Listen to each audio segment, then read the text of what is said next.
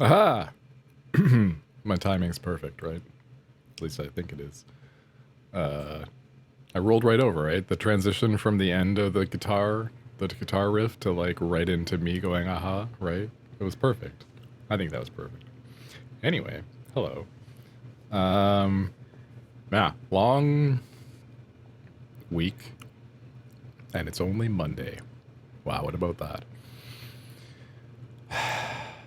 I don't want to get into like news because I am not good at actually covering the news. But holy hell, the whole thing about the Atlantic journalist that was invited into uh, some secret Signal group chat and got to see a bunch of like back channel U.S. Like executive administration folks just making decisions between the like 6 to 10 of them, whatever it is, that are in the chat versus like any of the proper channels and proper considerations and yeah, it's just wild. It's like there's all this sort of like you have this sort of like folks have this idea in their head of the red tape and the bureaucracy that surrounds some of this stuff. But in reality, usually in retrospect, a lot of those things are in place because without those checks and balances, it's very easy to just make a decision that has quite the impact with little regard for that impact initially, right? So to just have like a Signal chat room revealed and they're just like, oops, falling out of my chair, hold on. And they're just talking about like bombing the Houthis or something openly. It's just wild. It's just wild. I'm not even like I can't even cover it as well as like any of the proper, news channels. But it's just insanity to me that that's not the end of this administration entirely. That's just they're just gonna plow through. That's so weird. It's just so weird to me. Yeah. Anyway, today, man, I did a presentation at work. It's months ago now. I don't know how it's been months. It's been maybe a year. Holy crap! It's been a long time since I did this presentation, and I did a presentation on like how to start a podcast, basically. And it's only because I'm the only person in my like peer group at work who's like touched any of that kind of stuff. Like let alone successfully like launched a full podcast, season. But like folks hadn't even thought of it. It wasn't even on folks' radar, right? And we had we were having like a rotating show and tell. So I got, for mine, it was like, well, I'm just gonna make a, what do you call it, a PowerPoint presentation, on how to make a podcast. So I would go over like your niche, like how to find your niche, how to find hosting, whether you like the different paid and premium options, and basically all that kind of stuff. And I think I would like to do that presentation for this audience. I think it would be kind of fun to do a stream that just goes over how to start a podcast. Oh, my water. Oh, I have no water. Okay, remind me to refill my water too, apparently. It would be fun to do a stream that covers how to start a podcast in like the technical aspect as well as the creative aspect, like the creative aspect of just covering how to come up with your niche, usually just being the thing that you're like, usually it's a thing that you're either passionate about or knowledgeable about or both, ideally both. If it's going to be an interview style, then it doesn't, I mean, you don't necessarily have to be an expert in that thing if it's going to be interview style, because usually then you would be interviewing experts on the subject. But if you're doing solo style, you kind of have to know what you're talking about. or expect that people will come at you to correct you.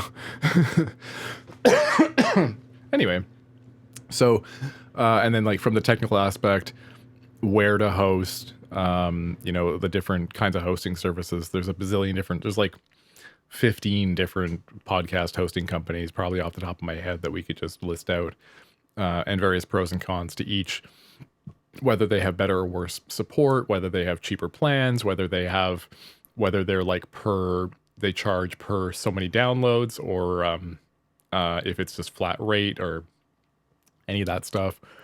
And then there's like stuff like episode format, how you want to kind of like structure your episodes, transcription. So whether you want to transcribe and then paste, the contents of that transcription somewhere online so people could just like read through a transcribed version of the podcast, right? There's consideration for breaking the podcast down into, clips. There's all that sort of like side stuff you have to do for marketing to consider. You have to think about, can I use this content elsewhere? Can I extract this little clip that I made of me talking about something, make it bite-sized, very digestible, so like make it very choppy, cut out all the crap that's boring, and can I post that on TikTok to promote my podcast, or at least promote me as a so all that kind of stuff.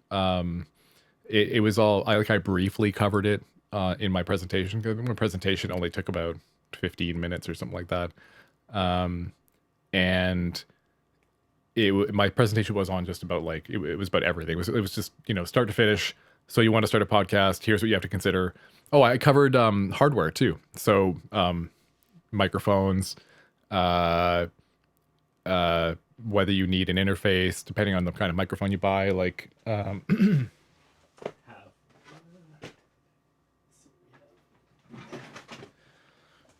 have the Audio Technica. This is the Audio Technica AT2100R, AT2100X, ATR, Audio Technica ATR 2100X USB. So this can be plugged directly into a computer, a laptop, a Mac, whatever. With it's got a USB-C cable. Let's see if I can get you the shot here. There's the mic. I have a little windscreen on there. There's the cable you can see. But also, if this is the same one I'm thinking it is, yeah. Also, it has an XLR connector. So it's both. It's both in one. And if you have the interface, or you have a mixer or something, you can plug it into a proper mixer. If you don't, and all you have, is a laptop, you can just plug it into your laptop, and off you go. So that's pretty handy. That's a really good like starter mic for folks who are like wanting to record a podcast. There's also the Samsung, I think if we look it up, the Samsung Q2U, I think. If I look it up here, I'll just find it and I can load it on the website or on the page here, but Samsung Q2U. Yeah, I'll get this on the screen.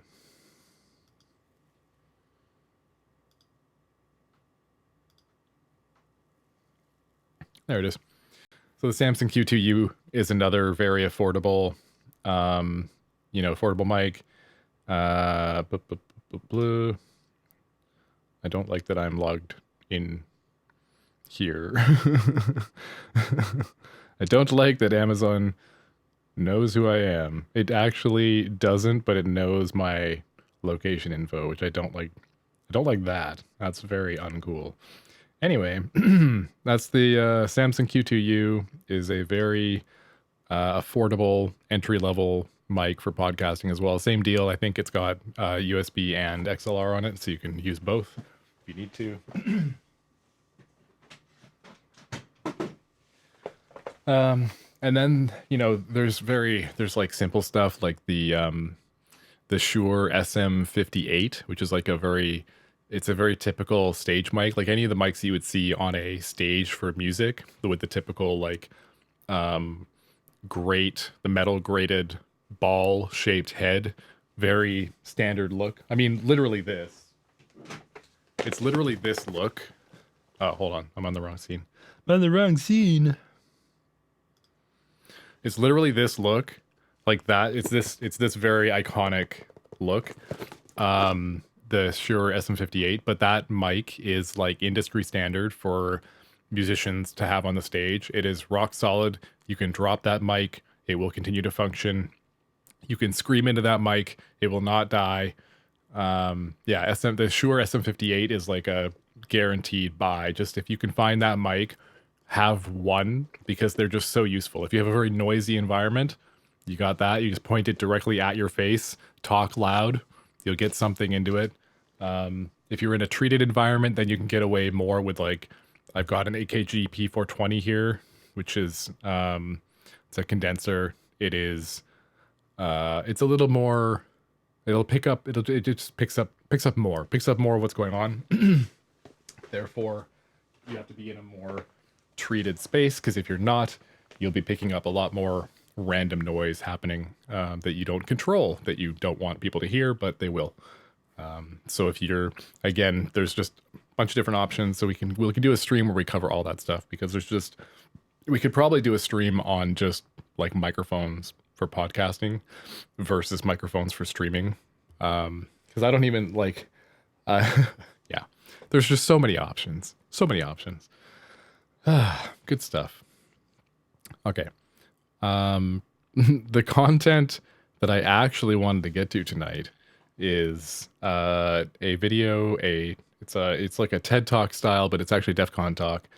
DEF CON, if you don't know, we covered it a little bit, talked about it a little bit. DEF CON is a hacker security mecca. It's a hacker security convention that happens in Las Vegas. It's been happening for maybe 2 decades now. It's been happening for a long time. It's been occurring for a long time. The talks are always really interesting. Obviously the attendees have, like, the audience, the folks attending have changed over the years, right? I would say, like, the earlier groups were probably a lot more rough around the edges. You'll still get hacked if you go these days. Like, if you bring electronics and you're not careful about what they connect to, your electronics might just get pwned, might end up on the wall of sheep. But it used to be a little bit more, I feel like, gray, where, like, you'd end up with, like, really wild stuff happening only at DEF CON, because people, like, came together in the same place and had crazy know-how, and they were just like, there's like a workshop on, like, I don't know, how to crack a certain kind of software, and they end up, like, inventing a new thing. Like, that's the kind of stuff that used to happen. I just don't know if that atmosphere exists anymore, just due to, like, the how things are so commercialized and corporatized these days. But at least Cory Doctorow is still able to kind of present, and, like, this video is a good summation of what's going on. It's basically just it's a video about his usual disenshittification process. He's trying to present this sort of enshittification that's happening, where the quality of services and content on the website or on the internet has markedly gotten worse due to prolific advertising and, like, capitalism being the end all, profit being the end all means of, like, everything now. Early internet, before it was really gripped by that, you saw a lot more creative stuff. You saw a lot more ventures that had, like, zero interest in seeking money, and it showed.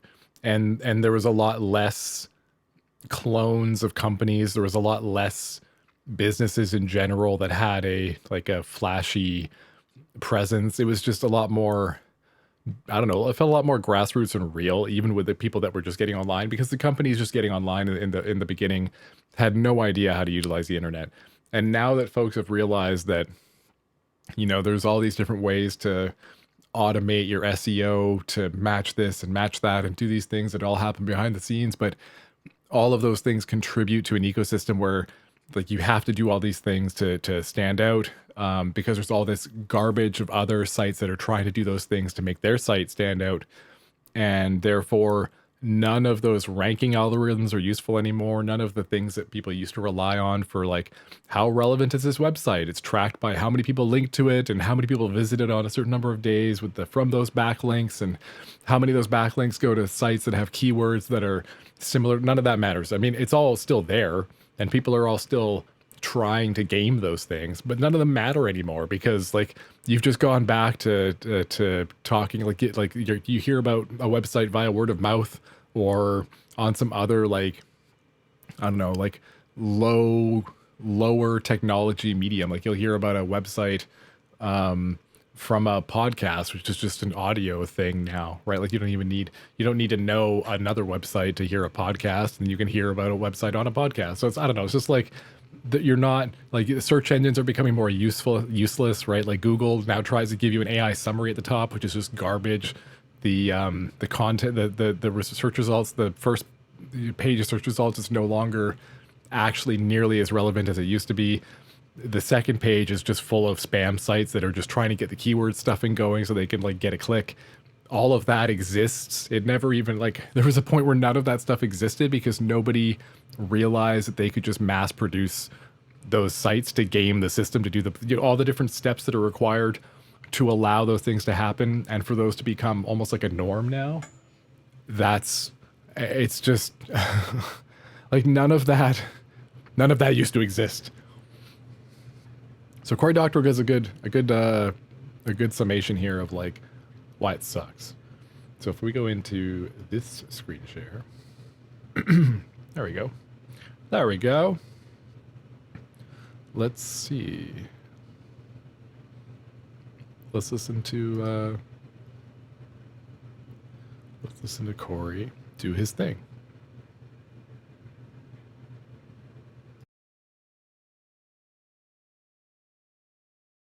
Hello, how are you?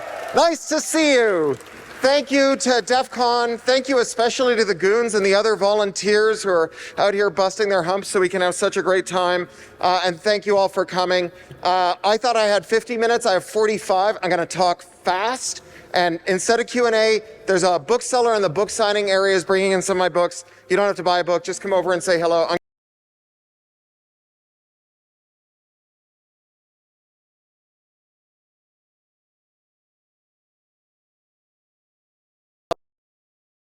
I'm going to sit there until everyone who's got a question has had a chance to ask it. So that's opposite the vendor area gates after this talk. That's the housekeeping here. So I want to start by asking an important question, which is, what the fuck happened to the old good internet? I mean, our bosses were a little surveillance happy, and yeah, they were totally up for sharing their data with the NSA, and if there was ever a toss-up between our user security and growth, they always cashed out for YOLO. But Google search, whatever else we could say about it, it worked. And Facebook actually used to give you a feed that shows you the things that you asked to see. Uber used to be cheaper than a taxi and pay the drivers more than a cab driver. Amazon used to actually sell products, not this shine-grade, self-destructing, dropship garbage from brands you've never heard of, whose names consist entirely of consonants. Apple used to defend your privacy rather than spying on you with a device you're not allowed to modify to turn off the surveillance. There was a time where if you searched for an album on Spotify, you'd find the album, not a playlist with the same image and title as the album, but which consists of a bunch of things that someone paid to put in that playlist. Microsoft used to sell you software. Yeah, it was very buggy software, but now they don't even do that. They just let you access apps in the cloud, and they watch how you use those apps, figure out which features you value the most, pull them out of the basic rate and sell them back to you as an upsell. What, and I cannot stress this enough, what the fuck happened? So obviously I am talking about enshittification. And from the outside, here's what enshittification looks like. First, you see a business that's being good to its end users. You know, Google puts the best search results at the top. Facebook shows you a feed of posts from people you asked to follow. Uber charges small dollars for a cab. Amazon subsidizes goods and returns and shipping and puts the best match for your product search at the top of the search results. And that's stage one. That's the part where they're good to end users. But there's a hidden part of stage one, call it like stage 1A. And that's the part where they're figuring out how to lock in those users. So if you're Facebook, the users just do it for you. You joined Facebook because there were people on Facebook you wanted to hang out with. And other people, they joined Facebook because they wanted to hang out with you. That's those old network effects in action. And with network effects come a collective action problem, because you love your friends, but god damn are they a pain in the ass. Sure, you all agree that Facebook sucks, but can you agree on when it's time to leave? No way. Can you agree on where to go if you're going to leave? Hell no. You're there because that's where the support group for your rare disease is hanging out. And your bestie is there because that's where they talk with the people in the country that they moved away from. And then there's that friend who coordinates their kids' Little League carpools on Facebook. And the best dungeon master you know is there, and she's not going to leave because that's where her customers are. So you're stuck because even though Facebook use comes at a high cost to you, your privacy, your dignity, your sanity, it's still less than the switching cost you'd have to endure if you went somewhere else. All those friends who have taken you hostage and who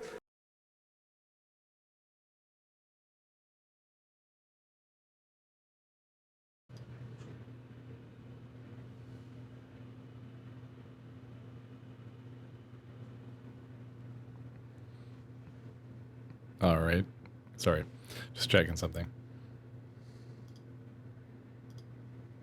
you are also holding hostage. Now, sometimes companies lock you in with money. Amazon gets you to prepay for a year's worth of shipping with Prime, and they want to sell you your Audible audiobooks on a monthly subscription, which virtually guarantees that every shopping expedition starts on Amazon because you've already paid for the shipping. Sometimes they lock... Man, isn't that true? That's, I mean, and I'm suckered into it just like everybody else, right? I have an Amazon Prime subscription. The first thing I think about is like, I can get this delivered to me fast and for free shipping if I can find the thing on Amazon. I hate that I do that, but that is like locked into my head. It just happens. It's the first thing I look for. And even like, it's even tough to find local Canadian places that are that convenient, and that's not good. They lock you in with digital rights management, like HP, who will sell you a printer with 4 ink cartridges with fluid inside it that retails for more than $10,000 a gallon. So, and they use DRM to stop you from refilling any of those cartridges or using a third-party cart. So when one cartridge runs dry, you have to refill it, or you have to throw away the other 3 cartridges which are full of liquid that cost more than vintage Veuve Clicquot. Sometimes the vendor uses a grab bag of locked-in techniques, like you can't run an iOS app unless you're using Apple hardware, and you can't run the music, the books, and the videos you bought from Apple except in an iOS app. Yep. We get that fixed. That's a happy sound. Can you? They're gonna fix that?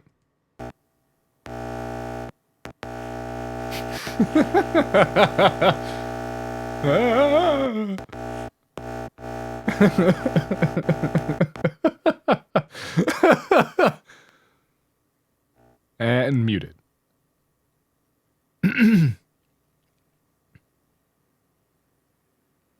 Just give him a new mic. And that one's not working either yet. Can we get this mic up? Oh, here we are. Great. Woo, we're back. We have the technology. Sometimes the vendor is doing this grab bag stuff like Apple does. So you need the Apple hardware to run the Apple apps. You need the Apple apps to play the Apple media. And then the phone itself It uses parts pairing, which is DRM handshakes between subcomponents and the main computer in the device. So you can't use third-party parts to fix it.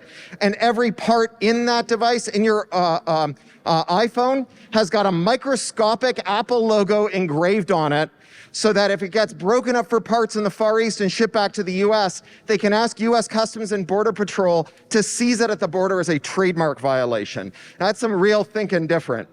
What?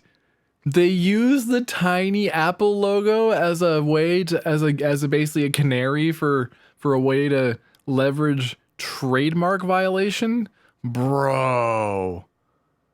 That is ingeniously evil and exactly the kind of like late stage, we've had this many years to figure out every little exploit in the intellectual property legal systems. Let's design the most convoluted, this works because on, this person can be held liable if they do this. This is our part. We can place it on there. There's nothing illegal about that. All this stuff is stuff you can put in place to make sure that this very convoluted trademark violation happens on a physical microchip in order to enforce DRM to punish those that try and use the microchip in a different processor or something. Like, bro, what the hell? That's wild. So getting you locked in completes phase one of the enshittification cycle and heralds the beginning of stage two. This is when things are made worse for you as an end user in order to make things better for the business customers that they're making money from. So for example, platforms might poison their search results, like Google, which sells more and more of that results page to ads that are identified with smaller and smaller and grayer type next to it that says ad. Or Amazon, which sells off its search results, calling this an ad business. They make $38 billion a year selling search placement for your queries, so that the first result when you search Amazon on average is 29% more expensive than the best result on Amazon. The first row is 25% more expensive than the best result on Amazon, and that best result is on average 17 places down on that search result page, right? Or the vendor, they'll poison your feed, like Facebook, which started off obviously showing you the things that you asked to see, but the quantum of content from the people that you asked to hear from has dwindled and dwindled to a kind of homeopathic residue, leaving behind a void that can be filled up with things that people will pay to show you. So a lot of that is ads, but a lot of it is boosted posts from publishers that you haven't subscribed to. Those publishers, they have to pay because they can't reach their own subscribers without paying to boost. Now, at this point, you might be thinking, sure, if you're not paying for the product, you're the product, but that is bullshit. It is absolute bullshit. The people who buy Google ads, they pay more every year for worse targeting and more ad fraud. Like the publishers who are paying to reach you even though you've subscribed to them. The Amazon sellers with the best match for your query have to outbid everyone else just to be in the first page of results, and it costs so much to sell on Amazon. 45 to 51% of the sale price of everything that you buy on Amazon is being scooped up by Don Bezos and the Amazon crime family. Those sellers, I like that. They do not have the margin to kick up 45% to Amazon. So they have to raise prices in order to avoid losing money on every sale. But wait, I hear you say. But wait, there's more. It's so true. So it's like the top search result is going to be more expensive, not only because they're just advertising to put their product higher and it's not necessarily the best product or the best price, but also because of their advertising and have to eat that cost, they'll just wrap it into the price and hope that they sell enough of the units at the inflated price to make up for it, right? And it's not going to be, the quality won't increase any further, right? There's no guarantee of quality at all. Say. But wait, I hear you say. But wait. Things on Amazon aren't more expensive than the things I buy at Target or Walmart or my mom and pop store direct from the vendor. How can they be raising prices on Amazon if the price on Amazon is the same as the price everywhere else? Does anyone want to guess how that works? They raise the prices everywhere else because Amazon binds their sellers to a policy called most favored nation status, which means that the cheapest price they offer has to be matched on Amazon. What? So they sell more, they charge more everywhere. Oh, I didn't know that. Now, these sellers are Amazon's best customers. Oh, I didn't know that.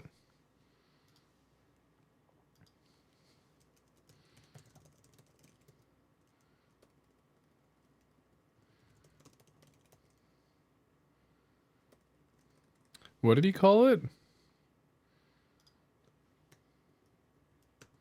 If the price on Amazon is the same as the price everywhere, expensive than the things I buy at Target or Walmart or my mom and pop store direct from the vendor, how can they be raising prices on Amazon if the price on Amazon is the same as the price everywhere else? Does anyone want to guess how that works?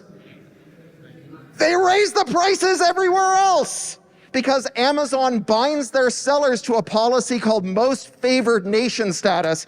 Most favored.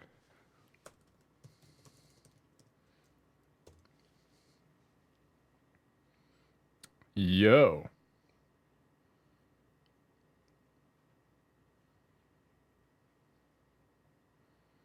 Can we find somewhere that isn't a...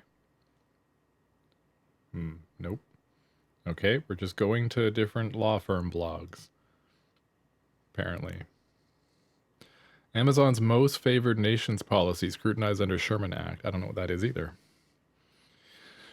Antitrust claims in a class action case filed against Amazon in U.S. Federal District Court will largely proceed after the court allowed most of the consumer's pricing claim to survive a motion for summary judgment. The court dismissed a Sherman Act claim, but allowed most other claims to proceed. On a particular note, Amazon's most favored nation policy will continue to be under scrutiny, despite the fact that courts typically do not find MFNs to be anti-competitive. It is widely recognized that MFNs in fact often serve pro-competitive purposes. Amazon sells directly to consumers, but also allows third-party merchants to sell products through Amazon. Many of those merchants also sell the same products on other platforms. Amazon commonly negotiates MFN provisions in its agreements with its larger third-party sellers. The MFN, oh my god, I can't even speak now. Blah, blah, blah, blah. The MFN protections are meant to ensure that Amazon sellers do not undercut Amazon's own prices when they are selling elsewhere. The proposed class action, alleges that Amazon's MFN policy and later its fair pricing policy, which the court deems to have the same intents and effects as the MFN policy, bar or strongly discourage third-party merchants that sell on the platform from offering better terms or lower prices elsewhere, including their own website. As the court summarized, plaintiffs in this case asserted that Amazon charges higher fees for third-party merchants than competitor marketplaces, and that these inflated fees are passed on to customers like plaintiffs through higher prices. Aha! The claim is based on the assumption that these merchants would otherwise be able to sell their products for less in competitor marketplaces, which is obviously true. The suit contends that the way Amazon runs its platform blocks competition from other platforms and that could offer lower merchant fees, savings that could then be passed. The suit contends that the way Amazon runs its platform blocks competition from other platforms that could offer lower merchant fees, savings that could then be passed on to consumers. As we have discussed, I guess this particular law firm has discussed, ProScour, in the context of a separate but similar case against Amazon in Washington District Court, the antitrust implications of MFN protections do not align neatly with claims under price gouging laws. Price gouging laws restrict price increases, creating a price ceiling for sellers. MFNs tend to create a floor, limiting downward pressure on prices since sellers are bound to not offer goods at lower prices. The pairing of these two theories is relatively novel, and in states like Washington with relatively greater broad unfair pricing laws, MFN provisions may be subject to greater scrutiny. Interesting. So, I mean, folks are aware, at least, because this class action was filed at some point, that Amazon's MFN policy, in the way that Amazon employs it, because Amazon is a behemoth and runs a marketplace and not just like a store, like this internet marketplace, means that they can just set like massive fees and you're stuck hawking your thing for the jacked up price on your own website, even though you don't need to, and would get more sales if you sold it at a reasonable price on your own website, but you can't undercut Amazon because you're selling it on Amazon, and Amazon adds, you know, whatever they take, plus the fees to list it, plus the fees to advertise, whatever else, right? So if it's like $50 on Amazon, you can't sell it for less than $50 on your own website, even though you could probably move it for 25 or 30 and move several more copies and also serve your customers better who want your thing. That's interesting, eh?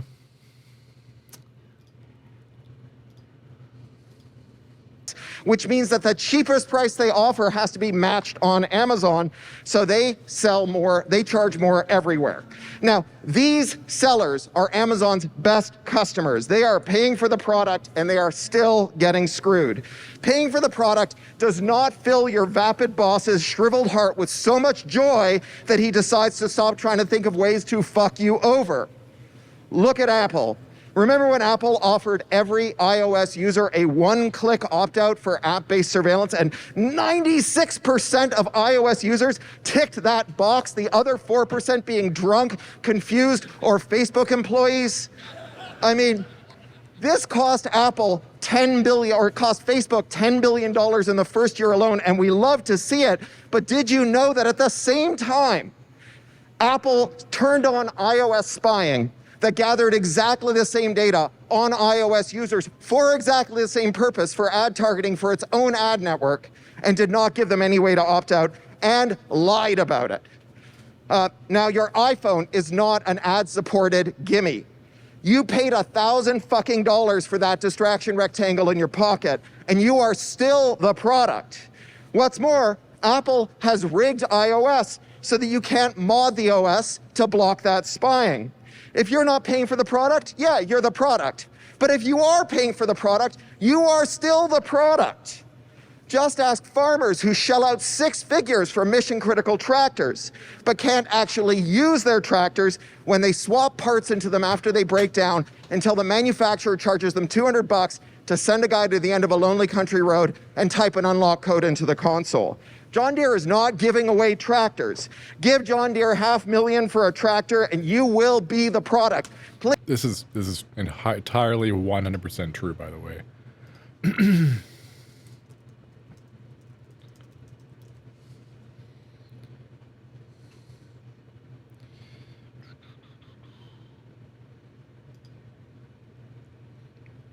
Nothing DRMs like a deer. Why farmers can't fix their own tractors. A tale. John Deere, manufacturer of some of the world's most popular tractors and farming equipment, recently submitted a letter to the U.S. Copyright Office asking it to forbid its customers from modifying the software that operates its machines. The implications here are huge. Because of copyright laws, farmers cannot diagnose problems or make repairs on their own tractors. But what do copyright laws have to do with repairing tractors? Let's ask John Deere. John Deere says you don't own that tractor, you just license it. 6 pages into John Deere's letter to the Copyright Office, the company makes a jarring statement about ownership. The vehicle owner receives an implied license for the life of the vehicle to operate the vehicle, subject to any warranty limitations, disclaimers, or other contractual limitations in the sales contract or documentation. Let's read this again. The vehicle owner receives an implied license for the life of the vehicle to operate the vehicle, subject to any warranty limitations, disclaimers, or other contractual limitations in the sales contract or documentation.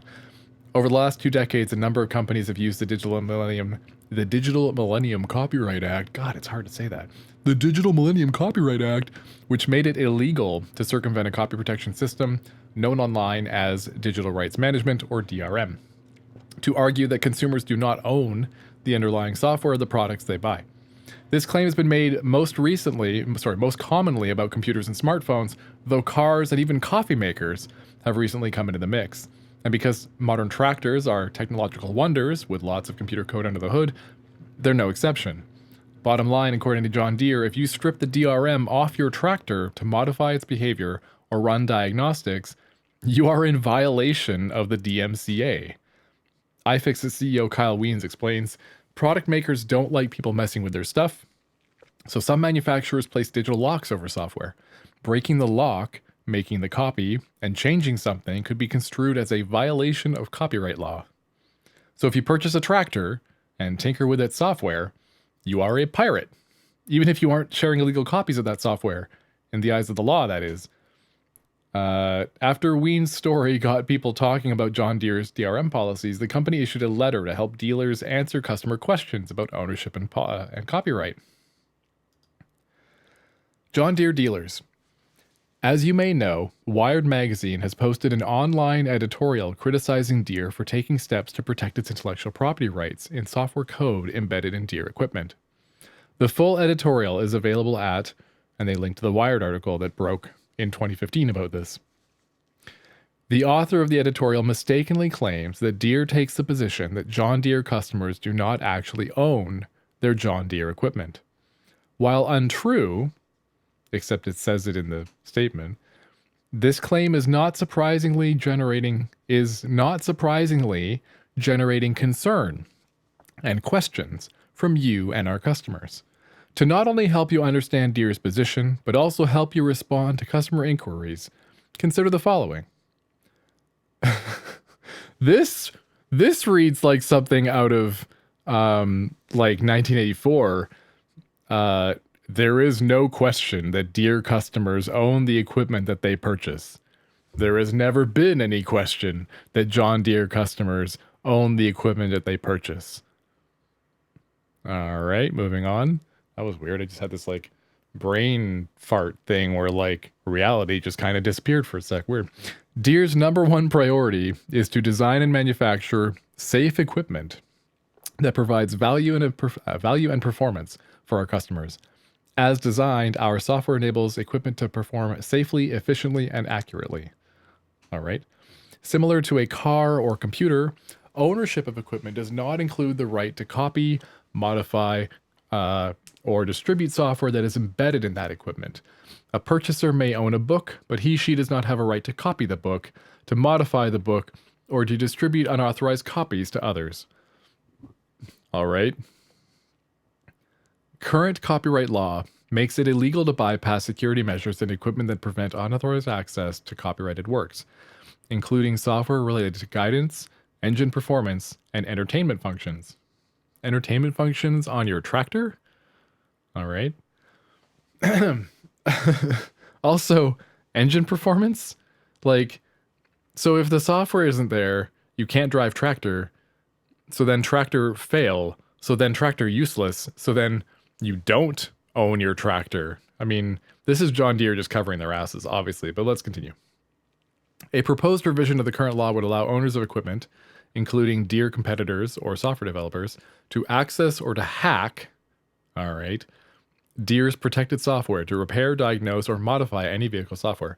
In order to maintain the right to enforce copyright protection and protect its product and software investments, Deere, other manufacturers, and industry trade associates have opposed this revision. Embedded software is designed and tested to ensure equipment works in a certain way, in certain expected ways. Software modifications increase the risk increase the risk that equipment will not function as designed. As a result, allowing unqualified individuals to hack or modify equipment software can endanger Deere customers, dealers, and others, and may result in equipment that no longer complies with industry and safety standards or environmental regulations.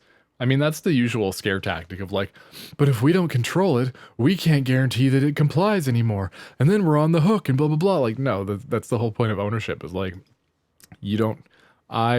if I own the tractor and I run the tractor into a wall, I'm on the hook for running the tractor into the wall, right? Please, I'm begging you, my brothers and sisters in Christ, please stop saying if you're not paying for the product, you're the product. Okay, so that is phase 2 of enshittification. Phase 1, be good to your users, but lock them in. Phase 2, screw those users a little so you can be good to business customers while locking them in because they need those users. Then phase 3, Screw everybody and take all the value for yourself. Leave behind the absolute bare minimum of utility so that everyone stays locked into this pile of shit, and shitification, a tragedy in 3 acts. So that is what enshittification looks like from the outside. But what is going on inside the company? What is the pathological mechanism? What sci-fi entropy ray are our bosses aiming at these products to make them so bad so quickly? Well, I call that mechanism twiddling. Twiddling is when someone is altering the back end of a service to change its business operations, to change its prices, its costs, its search ranking, its recommendation criteria, and other foundational aspects of the system. Digital platforms are a twiddler's utopia.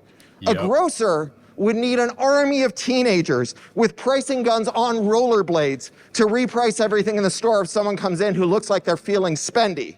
But McDonald's Investments has a portfolio company called Plexure, and they advertise that they can use surveillance data to figure out when a customer has just been paid and add $3 to the price of the breakfast sandwich.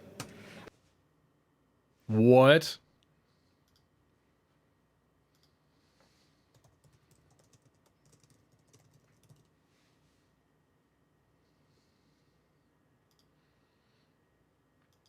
Oh my God, it's here.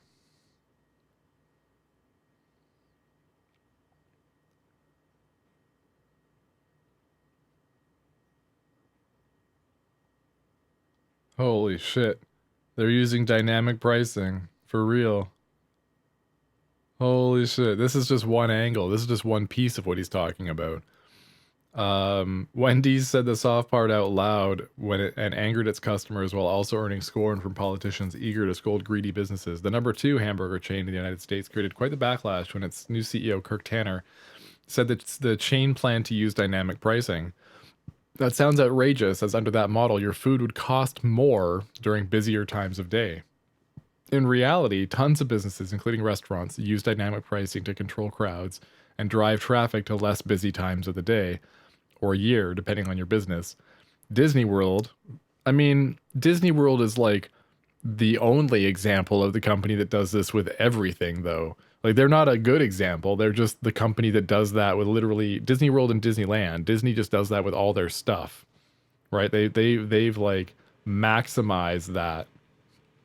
Even now, it used to be that you'd have the whole plan to get the fast pass and get in line for this, and now because everybody buys a fast pass, there's like you have to have a lightning pass, and then the lightning pass you have to go in between this time and this time, and there's only like there's all these extra things, and you can just keep buying packages on top to make it more convenient so you can actually do the thing. And the reality is, like, you used to be able to do that thing for free or for the price of the previous pass or any of those things, and now it's like an extra $1,000 in little tiny fees added up on top. And like Disney is notorious for doing that.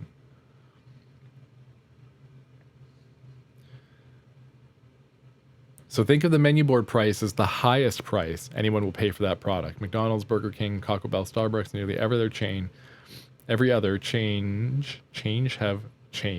have ways to lower that price in exchange for the customer doing what it wants. Starbucks, for example, sometimes offer an afternoon buy one get one promotion for various drinks. Yeah, I mean, I've seen that. They often have the buy one get one frappuccino on the hot summer days and stuff.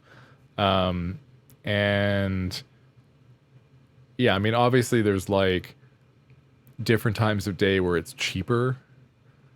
But I'm thinking if it's like if the next step, as he says, is to just remove the upper limit and start adjusting upwards based on how much pressure there is. So if they can get away with it, suddenly the board price to you is $5 more expensive, and you don't know that's comparative to somebody else. Like, you're just looking at, you know, your board for the prices of the food that you're seeing are +5 for every, and there's no way for you to know that unless you literally compare in real time to somebody else's, or you know, I mean, that's just, you know, you wouldn't even know that you're faced with them just trying to make more money off you in the moment, and you're just trying to fucking feed yourself, right? Like, that's the horrendous part to me, is that, especially when it comes to the food angle, you're just trying to feed yourself. they're trying to maximize how much money they squeeze out of you, while all you're trying to do is literally survive, like do an action that your body requires you to do to continue to function. If you don't continue feeding your body, you die eventually. You eat yourself, your body eats itself, and then eventually you die, right?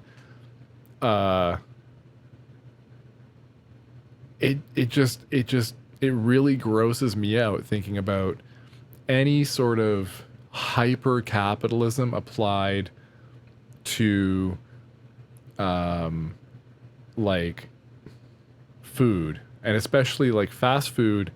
I hate that a lot of people like rely on that.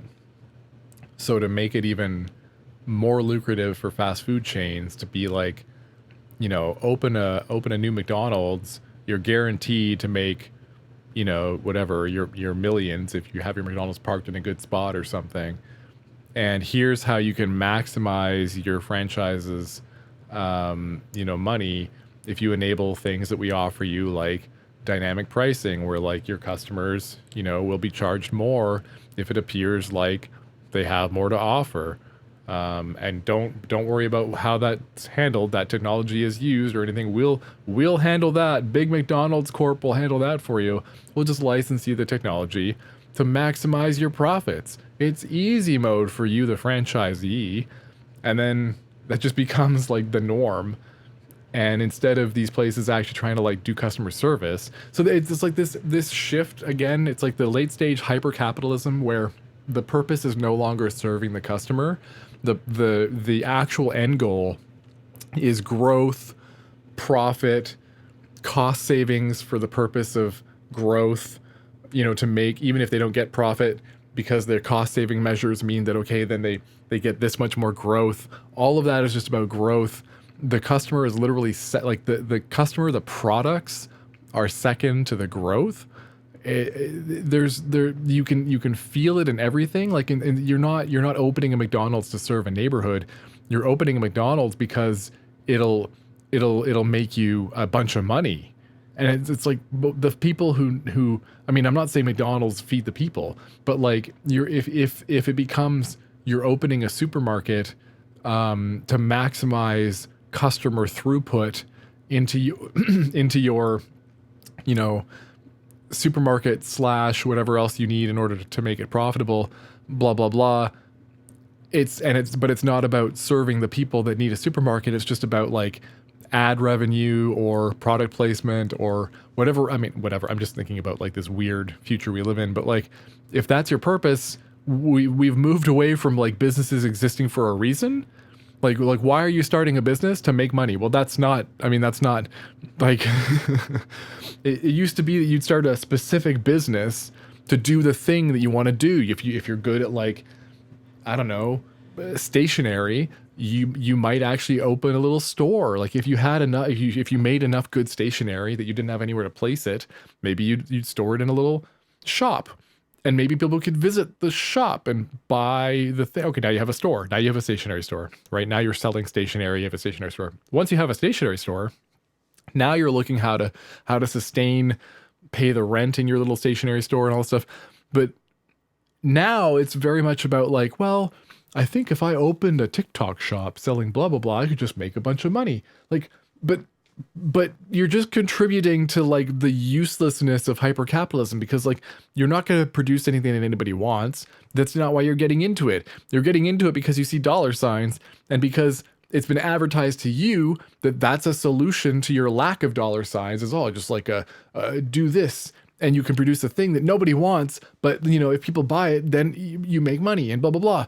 And it's like, none of that like you don't need to, none of those things need to exist. It's just extra it's extra cess in the pool, you know, like none of the if the number of like venture capital startup type stuff that you see on AppSumo, like these weird apps that just they don't need to exist. If we simply went back and recommended like a good you know, solid piece of software that does a thing, they don't all need to be that plus, oh yeah, and it's all driven by AI, but the AI is like ChatGPT. So it's not even like, it's not smartly powered by AI. It's just, they just use ChatGPT's API to ask it what it would do and then have it perform. It's like, it's not even proper machine learning. Like, oh, so that's like there's all this landscape of stuff out there that literally doesn't need to exist. It exists because somebody thought that they could make money instead of actually serving any sort of need. And because there's so much of that now, it's like impossible for the things that serve a need to stand. Like, how do you know that this one service is actually like good at what they do? It's impossible unless you use it. Good luck finding them. You'll never know, right? Like, fucking McDonald's. Anyway. And of course, as the prophet William Gibson told us, cyberspace is everting. With digital shelf tags, grocers can twiddle prices in real time, like the grocers in Norway, where they're adding these e-ink grocery shelf tags and changing prices up to 2,000 times a day. Now, it's not just grocery stores. Every Uber driver gets offered a different wage for every job. If the driver's been picky lately, the job pays more. But if the driver's been desperate enough to grab every job that the app is offering, the pay goes down and down and down. The law professor Veena Dubal calls this algorithmic wage discrimination. And it's a prime example of twiddling. And every YouTuber, every TikToker, they know what it's like to be twiddled. You spend weeks or months working on a video, you spend thousands of dollars, and then the algorithm decides that no one, not even your subscribers, not searchers who type in the name of the video, will actually see that video. Yep. Why? Who knows? The algorithm's rules are not public because content moderation is the only security discipline in which we still say that there is security through obscurity. We can't tell you how the Como algorithm works, otherwise you might figure out how to cheat. YouTube, in other words, is the kind of shitty boss who docks your paycheck every week for violating rules, but won't tell you what those rules are in case you figure out how to break them next week without him docking your paycheck. Now, wow, twiddling also works. That is all too accurate. I don't know how we still stood for that or how we still allow that and how we allow that in the first place. And now it's like that argument that Facebook and YouTube like don't know enough about how their own algorithms work, so they can't explain them and they can't be expected to know how they work. And it's like, what? I'm sorry, what? Like that just shouldn't, we just shouldn't allow for that. You could just say, no, it's actually required that in order to like run one of these and like have it running on a website or accessible to the public in some way where they can like input information into it and receive, you know, content from the, some sort of like search result or something, they have to know exactly like how it's working, whether even if it's just like some PhD expert in their company who they have to like hunt down in the back room closet. You know, he's scraggly looking. He's been in there for days. They've been feeding him. They've just been giving him like food and water through the door, right? Even if just that one person can explain cohesively to some group of people that, you know, at a high level, it uses this and weights from this and these mathematical models apply to this, and this, and, you know, blah, blah, blah. Somebody needs to be able to do that. Otherwise, how do you know what it actually, like, you're just like unleashing this, essentially this like potential weapon that you don't actually know. Like somebody has to know, right? And the fact that we've just let them get away with it, probably because the people that were looking into it initially or put the pressure on probably just got paid off. There's probably enough pressure to just, you know, make it difficult and then pay them off to just yeah, well, those algorithms, you know, they're difficult. So I guess, you know, they shouldn't have to know how they work in order to run them. We'll just have to let that go. They're just so complicated. Nobody really knows how they work, you know, they're so fascinating though. Aren't they so interesting? And here we are now that companies can just unleash these things and not know how they work and not disclose how they work. So you have no idea if it's like an algorithm that you would prefer to avoid based on the fact that you know that it weights certain things. Like, wouldn't you love to know that YouTube, weighted this like this much more than that, so you could just make that decision in your thinking about it? But no, of course, that cuts their competitive advantage, because now they can't use that to trick you into seeing content a certain way, because then you would know how it's presenting you that content and how it's arriving at the content that it's showing you, right? You would know exactly. So, yeah, fun story. I just can't believe that we got here and didn't put that pressure on, and just kind of shrugged our shoulders when like Facebook was brought up, and they were like, wow, it's just, there's so much going on in there. I don't know. It's just, we just don't know how it all works. And like, oh, wow. Well, if you don't know, oh, well, I guess we're hooped. Like, well, you could just tell them no, and then they would be screwed until they actually came up with an answer at least. But we just let them off the hook, right? It feels like we didn't try very hard. I'm just going to check one thing here. Hold on.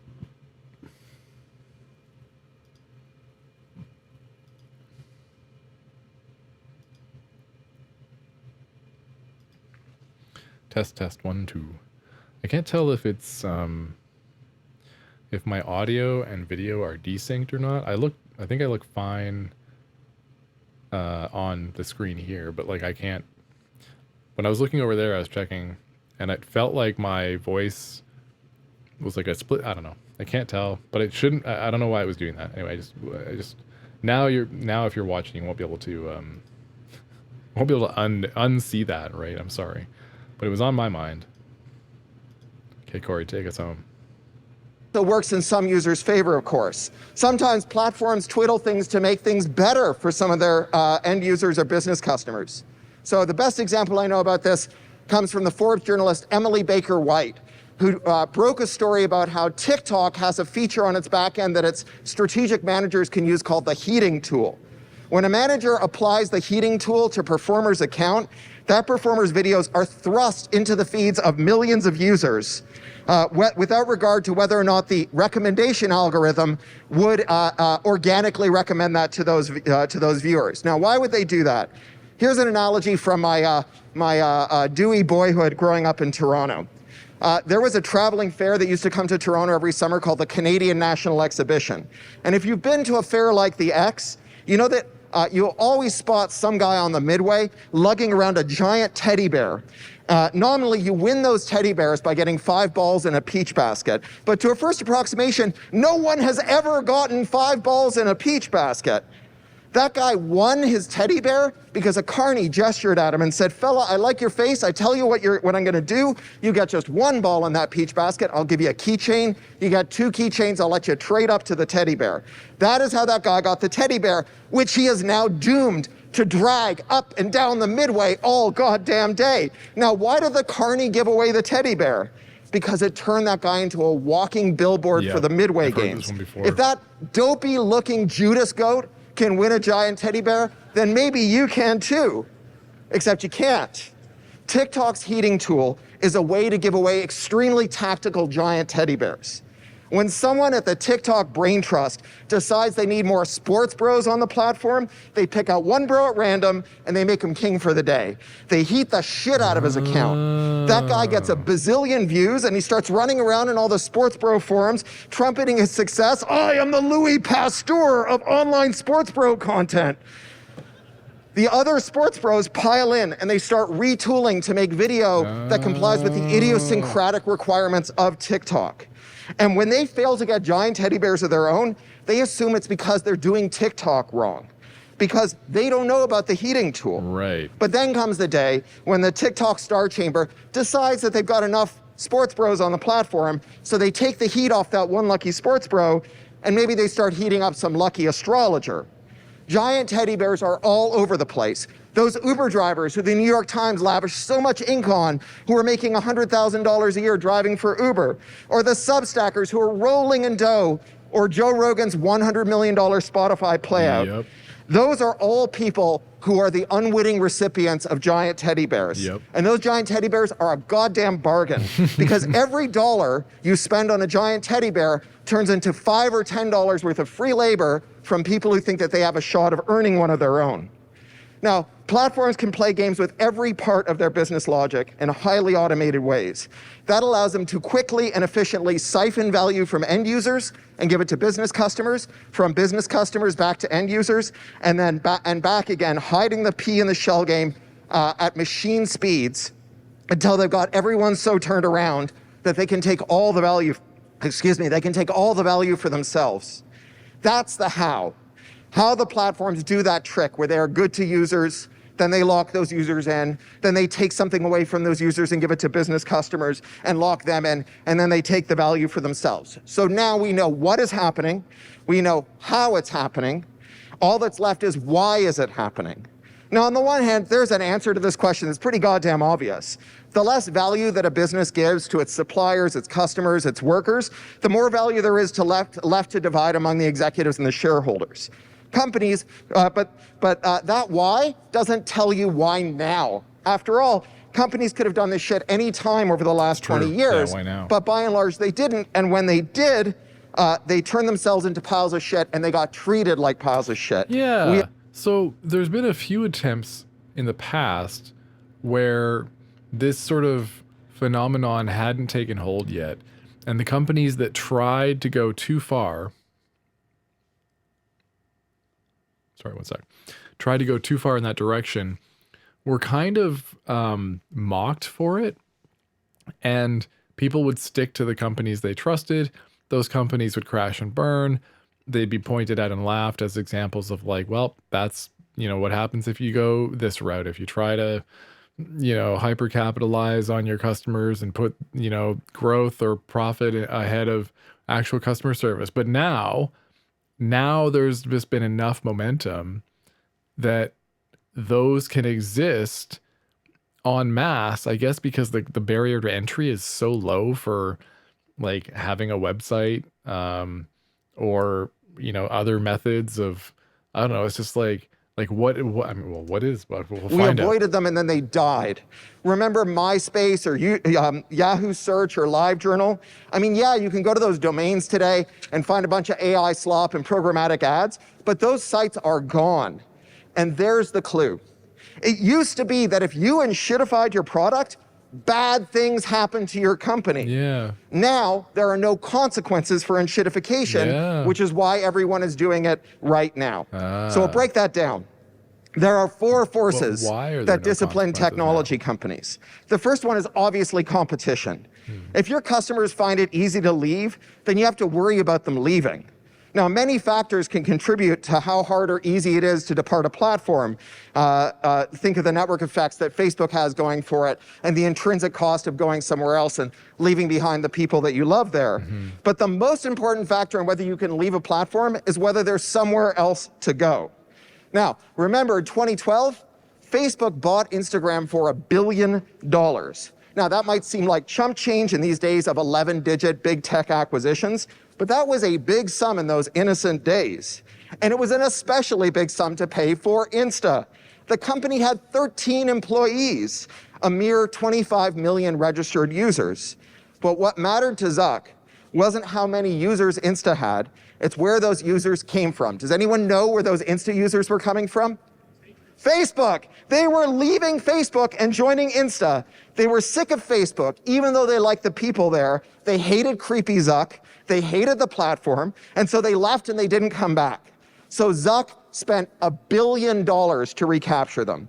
A fact that he put in writing in a midnight email to his CFO, David Ebersman, explaining that he was paying over the odds because his users hated him and they loved Insta. So even if they quit Facebook, the platform, they would still be captured by Facebook, the company.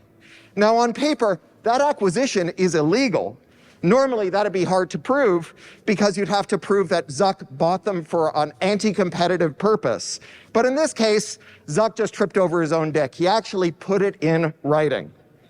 But Obama's DOJ and Federal Trade Commission, they let it slide. Right. They were No following the consequences. pro-monopoly policies of Reagan, Bush 1, Clinton, and Bush 2, God damn set it. an example that Trump would follow, greenlighting giga mergers like the catastrophic, incestuous Warner Discovery merger that as of this week restated its value down by $10 billion over 1 year. Indeed, for 40 years, starting with Carter and accelerating through Reagan, the US has encouraged monopoly formation as an official policy on the grounds that monopolies are efficient. If everyone is using Google search, that's something we should celebrate. It means they've got the very best search. And wouldn't it be perverse to spend public funds to punish them for making the best product? But as we all know, Google search did not maintain dominance by being best. They did it by paying bribes. They spend more than $20 billion a year on Apple to be the default iOS search. Yep. They spend billions more to be defaults at Samsung, Mozilla, and anyone else making a product or a service with a search box, ensuring that you never stumble on a search engine that's any better than theirs, even if they are, which in turn ensures that no one will ever invest in a superior search engine, even if they are visibly, obviously superior, because why bother making something better if Google's buying up all the market oxygen before it can kindle a product to life? Facebook, Google, Microsoft, Amazon, they are not making things companies, they are buying things companies. They take advantage of official tolerance for anti-competitive acquisitions, predatory pricing, market-distorting exclusivity deals, and other acts specifically prohibited by our antitrust laws. They become too big to fail because that makes them too big to jail, and then they become too big to care. Which is why Google search is a pile of shit. Yeah. And everything on Amazon is dropship garbage that instantly disintegrates into a cloud of off-gassed volatile organic compounds when you open the box. Once companies no longer fear losing your business to a competitor, it is much easier for them to treat you badly because what are you going to do? Remember when Lily Tomlin would be Ernestine, the AT&T operator, on those SNL sketches where she'd do ads for the Bell system, and they'd end with, "We don't care, we don't have to, we're the phone company." Competition is the first force that serves to discipline companies and the enshittificatory impulses of their leadership. And 40 years ago, we stopped enforcing the competition law. Now, it takes an especially smooth-brained type of asshole, that is, an establishment economist, to insist that the collapse of every single industry, from eyeglasses to vitamin C, into a cartel of 5 or fewer companies, has nothing to do with the policies that we embraced that deliberately encouraged monopoly formation. It's like we used to put down rat poison, and we didn't have a rat problem. And then these dickheads convinced us to stop putting poison down because rats are good for us. We stopped putting the poison down, and now rats are eating our faces, and they're all running around saying, who's to say where all the rats are coming from? Maybe it's because we stopped putting down rat poison, but maybe it's just the time of the rats. Okay. This reminds me...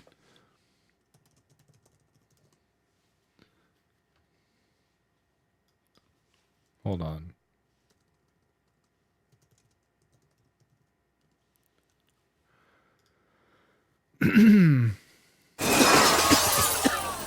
This reminds me of this. Is everyone okay? What happened? Did anyone see? Someone drove a hot dog shaped. I don't know when I saw this first.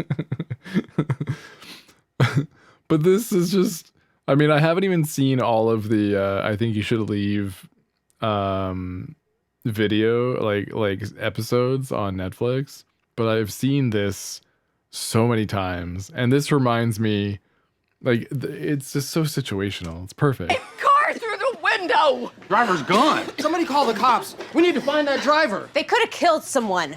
Whose car is this? Yeah, come on. Whoever did this, just confess. We promise we won't be mad. What? We'll close our eyes, just take your car and get out of here. Sir, that's clearly your car. Wrong. Someone call the police. Yeah, that's one idea. Or we could work as a team, find out whoever did this and punish him ourselves. Maybe take his bare butt out of his so costume accurate. and spank him. Maybe you could do This it, is sir. so not gonna on happen. point. Okay, you. No. Well, one of us is gonna It's have to literally do it. what No they're one's trying to getting do, spanked. right? You know what's driving me Man. nuts? The internet It could is just so literally be shitty. any one of us. I wonder who did that. I wonder who No, it made couldn't. the internet You're so dressed like a shitty. hot dog. Man, I wish So we is knew. that guy. I wish we knew who made the internet so shitty. no. Oh well. Donald might look like a hot dog, we but you're should, wearing we should an find actual out. hot We dog should look costume. into You know, who I don't made have the to internet sit so shitty, here shouldn't and we? be insulted like this. I'm just gonna take as many suits as I can grab, get in that random hot dog car, and drive back to Wiener Hall. Oh my God. What happened here? Yeah, we're all trying to find the guy who did this and give him a We're all trying to spanking. find the It's guy. obviously this guy, right? Yes. It's the hot dog guy, I have obviously. a name. What's your name? Perfect. We've been sitting here talking all day. Anyways, we don't have to watch the whole thing. That's the bit. It's pretty funny. Back to Cory. The great forces of history are bearing down on this moment to multiply rats beyond all measure, and nothing we can do would stop that. Antitrust did not slip down a staircase and fall back first onto a stiletto. They stabbed it in the back and then they pushed it. And when they killed antitrust, they killed all hope of regulation. Regulation is the second force that disciplines companies. Regulation is possible, but only when the regulator is more powerful than the entities that it regulates. When a company is bigger than the government, it gets damned hard to credibly threaten them, no matter what crimes they're committing. That's what protected IBM for all those years, when it had its boot on the throat of the American tech industry. Do you know that the DOJ fought an antitrust case against IBM from 1970 to 1982? They called it Antitrust's Vietnam. And that every year for 12 consecutive years, IBM spent more on lawyers to fight the US Department of Justice Antitrust Division than all the lawyers the US Department of Justice Antitrust Division paid to fight all the cases in America, 12 consecutive years. And that paid off because by 1982, the president was Ronald Reagan, a man whose official policy was that monopolies were efficient, and he dropped the case, and Big Blue wriggled off the hook. Oh, man. It's hard to regulate That's a how we got monopolist. here? It's Son of a hard to gun. regulate a cartel. When a sector is This is just composed of so hundreds of competing companies, disappointing. well, they compete. They genuinely fight with one another. They're trying to poach each other's customers, suppliers, and key employees. They are at each other's throats. It's hard enough to get a couple of hundred executives to agree on anything, but when they're legitimately competing with one another, really obsessing about how to eat each other's lunches, they can't agree on anything. The second one of them goes to a regulator with some bullshit story about how it's impossible to build a decent search engine without fine-grained surveillance, or impossible to have a secure and easy-to-use operating system without giving a veto to the vendor about which apps you run, or how it's impossible to administer an ISP unless you slow down connections to servers that haven't paid for premium carriage. There's going to be some other company saying, no, that's bullshit. We managed it. Here's our logs. Here's our quarterly cash books. And here's our customer testimonials. And they prove that these guys are lying. 100 companies are a rabble. They are a mob. They can't agree on a lobbying position. They're too busy eating each other's lunch to figure out how to cater a meeting where they would discuss a common lobbying position. But let those 100 companies merge to monopoly. Let them absorb one another in an incestuous orgy. Turn into 5 giant companies so inbred they get corporate Habsburg jaws. And they will become a cartel. And it's easy for a cartel to agree on what bullshit they're going to tell their regulators and to mobilize some of those excess billions that they've reaped through consolidation, which freed them from wasteful competition, so that they can capture their regulators completely. You know, Congress used to pass consumer federal privacy laws whenever we got a new technology. Not anymore. The last time Congress managed to sit down and pass a federal consumer privacy law in this country was 1988. The Video Privacy Protection Act. It bans video store clerks from telling newspapers which VHS cassettes you took home. In other words, it regulates 3 things that no longer exist. Oh my God. The threat of having your video rental history out there in the public eye was not there was some sort of like consumer protection law, and it was about VHS tapes, bro. It's not the What last are we or the doing? most important privacy threat we have faced since 1988, and yet Congress has completely failed to pass a privacy law. Tech companies' regulatory capture involves a risible and transparent gambit that is so stupid it's an insult to all those risible, transparent gambits working so hard out there in the world every day. That gambit is that they claim that when they violate your consumer, your privacy, or your labor rights, that it's not a crime because they did it with an app. Algorithmic wage discrimination is not wage theft. We did it with an app. Spying on you from asshole to appetite, not a privacy violation. We did it with an app. An Amazon scam that tricks people into paying 29% more than the best match for their search, they did it with an app. Once we kill competition, once we stop putting down rat poison. That's kind of horrifying. And it's true, though. Like, everything, like, it just feels like nobody knows how to fight against the stuff in your pocket, the stuff in your phone that you still use and pay money into and get some sort of service, but you literally don't know how to like deal, how to fight back as a consumer against the fact that, like, you know, these companies are trying to gouge you all the time. They don't expect that you're going to be able to fight back, so they don't make it easy to contact them. They may be protected by laws that just don't cover the specific thing that you think is what's happening, because you're paying for a service through an app on your phone instead of, you know, on a website or by mail or however else, like all this kind of stuff, right? Like they utilize all of that on purpose, you know, to get, well, to, you know, to get the best value for them, I guess, while, again, you're still hooped. Like, it's just, oh man. Hold on one sec. Yeah, no, we're good. Poison. We got cartels. The rats came and ate our faces. And the cartels captured their regulators. The rats bought out the poison factory and they shut it down. So companies are not constrained by competition or regulation. But you know what? This is tech, and tech is different. It is different because it's flexible, because our computers are these marvelous things called Turing-complete universal von Neumann machines. And that means that any enshittificatory alteration to a program can be disenshittified with another program. Every time HP jacks up the price of ink, they invite a competitor to make a refill kit or a compatible cartridge.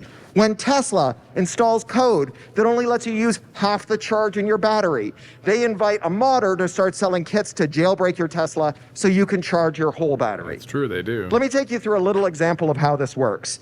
Imagine that instead of being here at DEF CON, we're at a product design meeting for our company's website. And the guy leading the meeting puts his hand up and he says, all right, folks, here it is. Our KPI is top line ad revenue. I figured out if we make the ads 20% more invasive and obnoxious, we're going to get 2% more ad revenue. We're all going to get a ski holiday in Switzerland this year. And one guy sticks his hand up and he says, I love how you think, Elon, but has it occurred to you that if we make the ads 20% more obnoxious, then 40% of our users will go to a search engine and type, how do I stop seeing ads? I mean, what a nightmare. Because once a user does that, the revenue from that user doesn't rise to the projected 102%. It doesn't stay static at 100%. It goes to zero. It stays there forever. Any guesses why it never comes back? No one ever went back to the search engine and typed, how do I start seeing ads again? Yeah. No, it's a good point. If you drive your user base to look up ad blockers, they're only going to have to do it once to be hooked on the ad-free experience. You know, I mean, obviously,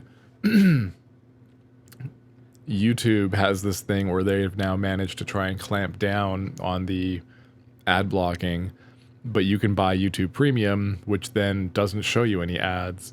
That's their way of like, oh, well, you just buy our paid thing and then you get ad free, and we'll just make it really difficult to go ad free otherwise. And we'll we'll disallow ad blockers in Chrome, especially Chrome watching YouTube and all that kind of stuff.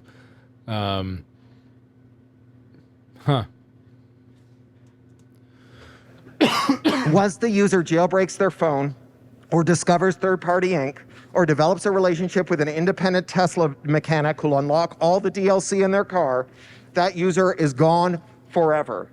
Interoperability, that latent property bequeathed to us courtesy of Herr's, Turing, and von Neumann, and their infinitely flexible universal machines is a very serious check on enshittification. The fact that Congress hasn't passed a privacy law since 1988, in part you can counter that by with the fact that the majority of web users are now running ad blockers, which are also privacy blockers. Yep.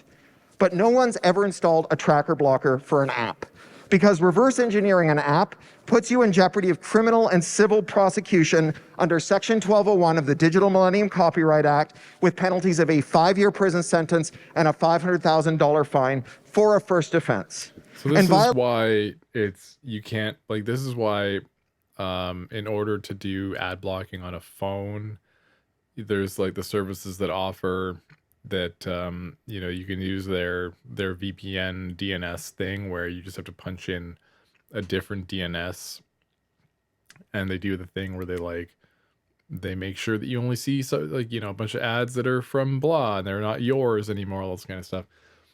It's the only way that they can offer protection on your phone, because if you're tampering with the app itself, if you're trying to add an ad blocker wrapper around the apps as an official thing, as as an app that you're offering, you'll just be sued by those companies. As an individual, sure, go ahead on your own phone, but if it got out, technically you're breaking their license, whatever, right?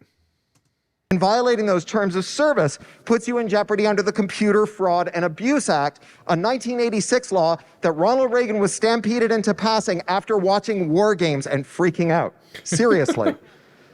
Helping others violate the terms of service by giving them a mod, that makes you a tortfeasor engaged in tortious interference with contract. And then there's trademark, copyright, patent, all the nonsense we call IP, but which Jay Freeman from the Cydia Project calls felony contempt of business model. So we're back at that product planning meeting, and now it's time to talk about our app. And the guy leading the meeting, he says, all right, we're gonna make the ads in the app 20% more obnoxious. And everyone turns to the loudmouth who shot it down last time, and he says, no, that's fine, but look, why are we stopping at 20%? Why don't we make the ads 100% more obnoxious and get 10% more revenue? Because we don't care if the user goes and types, how do I stop seeing ads into a search engine? Because you can't. So YOLO, just inshitify away. Yep. IP is a euphemism for any law that lets an executive reach outside of the walls of their business and exert control over customers, critics, and competitors. And an app is just a web page skinned with the right kind of IP to make it a felony to put an ad blocker in it. Yep. Hell yeah. Thank you. Interop used to stop companies from shitifying. If companies made their clients suck, someone rolled out an alternative client. If they ripped out a feature and wanted to sell it back to us as a monthly subscription, someone would make a compatible plugin that worked for a one-time fee or, for free. To help people flee MySpace, Facebook gave them a bot. You gave that bot your login and password for MySpace, it would log in as you several times a day, scrape your waiting messages, put them in your Facebook inbox, and autopilot them back out onto Facebook. So you didn't have to choose between the people you loved who were on MySpace and Facebook, which had promised that it would never spy on you. Do you remember that? Now, thanks to the metastasis of IP, all of that is off the table today. Apple owes its very existence to the iWork suite, Pages, Numbers, Keynote, which are file compatible with Microsoft Office, Word, Excel, and PowerPoint. But make an iOS runtime that plays back the files you bought from Apple stores on other platforms, and they will nuke you till you glow. Facebook wouldn't have had a hope of breaking MySpace's grip on social media without that scraper, but scrape Facebook today in support of an alternative client, and their lawyers will bomb you until the rubble bounces.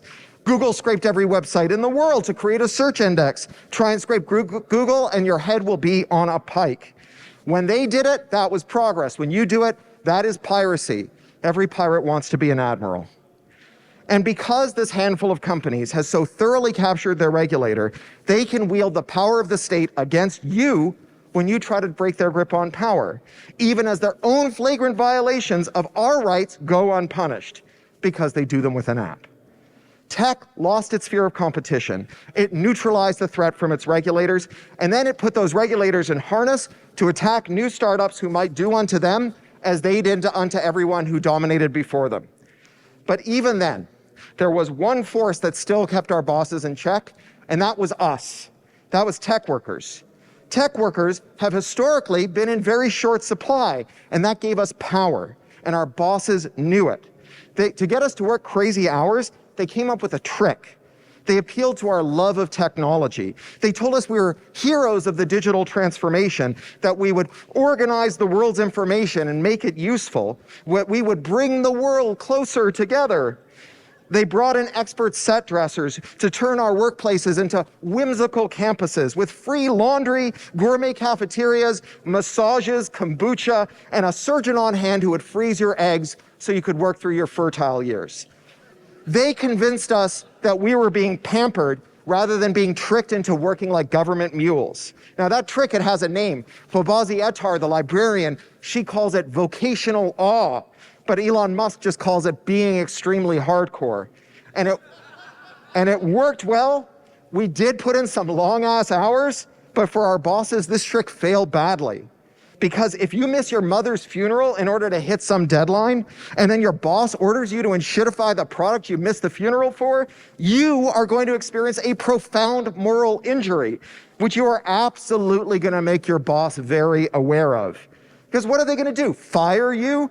They can't hire someone else to do your job, and the guy across the street will pay you just as much. So workers, we held the line when competition, regulation, and interoperability failed. But supply caught up with demand. Last year, they fired 260,000 tech sector workers. First 6 months of this year was another 100,000. You can't tell your bosses to go fuck themselves, because they'll fire your ass and give your job to someone else who will be happy to enshittify the product you sweated blood to ship. That's why all this is happening right now. Our bosses are not different. They did not catch a mind virus that turned them into greedy assholes who don't care about our users' well-being or the quality of our products. As far as our bosses are concerned, they have the point of that business was to charge the most, deliver the least, and share as little as possible with suppliers, workers, and customers in order to retain money for shareholders and executives. They are not running charities. Since day one, our bosses have reported for work every morning, grabbed the giant lever behind their desk labeled enshittification, and pulled on it as hard as they could. But the lever didn't move much. It was gummed up by competition, by regulation, by interoperability, by the tech workforce. And as those sources of friction melted away, that enshittification lever started moving pretty freely. Now that sucks, I know, but think about this for a sec. Our bosses, despite being wildly imperfect vessels, capable of rationalizing endless greed and cheating, nevertheless made a series of actually great products and services, not because they were better people then, but because they were subject to discipline. So it follows that if we want to end the enshitocene, if we want to dismantle the enshitternet, if we want to build a new good internet that our bosses can't wreck, we need to make sure that those constraints are durably installed on our new internet, wound around its roots and nerves. And we have to stand guard over those forces so that they can't be dismantled again. A new good internet is one that has the positive aspects of the old good internet, the ethic of technological self-determination, where users of technology and the hackers, the tinkerers, the startups, and the others who serve as their proxies can reconfigure the technology to make it work so that it does what they need it to do and cannot be used against them. But the new good internet has to fix the defect of the old good internet, the part that made it hard for anyone who wasn't us to figure out how to use it. And hell yeah, we can do that. Tech bosses swear that this is impossible. You can't have a conversation with a friend without Zuck being present. You can't search the web without letting Google scrape you down to your viscera. You can't have a phone that works reliably without Apple getting a veto over your software. They claim that it's nonsense to even ponder this proposition. It's like making water that's not wet, but that is bullshit. We can have nice things. We can build for the people we love and give them a place worthy of their time and attention. To do that, we have to install constraints. The first constraint, remember, it's competition. We are living through an epochal shift in competition policy. After 40 years of antitrust enforcement in an induced coma, a wave of antitrust vigor has swept through governments all over the world. Regulators are stepping up to ban monopolistic practices, to open up walled gardens, to block anti-competitive mergers, and even unwind the corrupt mergers that were undertaken on false pretenses. Now, normally this is the part in this speech where I'd listed all the amazing things that have happened over the past 4 years. The enforcement actions that blocked companies from becoming too big to care and that scared companies away from even trying, like Wiz, which just noped out of the largest acquisition offer in world history, turning down Google's $23 billion buyout and deciding to, just be a fucking business that makes money by making a product that people want that is sold at a competitive price. Oh, Normally, I'd be listing out FTC rulemakings here, or that ban non-competes worldwide, or the new merger guidelines that the FTC and the DOJ cooked up, which, among other things, make privacy something that has to be considered in mergers. I had a whole section of this stuff in my notes, an absolute victory lap, but I deleted it this week. Does anyone know why I deleted it this week? Anyone want to guess? All right, this week, Judge Amit Mehta, ruling for the D.C. Circuit of these United States of America in the docket 20-3010 in a case known as United States versus Google LLC, found that Google is a monopolist and it has acted as a monopolist to maintain its monopoly, and ordered that Google and the DOJ propose a schedule for a remedy like breaking the company up. Whoa. What? So yeah, that was pretty fucking epic. Now, this antitrust stuff is esoteric, and I'm not going to shame you if you want to keep a little distance on the subject. Nearly everyone is an antitrust normie, and that's fine. But if you're a normie, you're probably only catching little bits and pieces of this narrative. And let me tell you, the monopolists know that, and they are flooding the zone with shit. The Wall Street Journal has published 100 editorials condemning Lena Khan, the chair of the Federal Trade Commission, for doing nothing and getting nothing done with public funds. Anyone out there know who owns the Wall Street Journal? Bezos? No. Rupert Murdoch. Murdoch. Rupert Murdoch. Do you really think Rupert Murdoch pays his editorial board to write 100 op-eds about someone who's not getting anything done? Yeah, right. The reality is that in the United States, in the UK, in the EU, in Australia, in Canada, in China, in Japan, and South Korea, we are seeing more antitrust action over the past 4 years than over the preceding 40. And remember, the competition law is pretty robust. The problem's not the law, it's the enforcement priorities. Reagan put them in mothballs 40 years ago.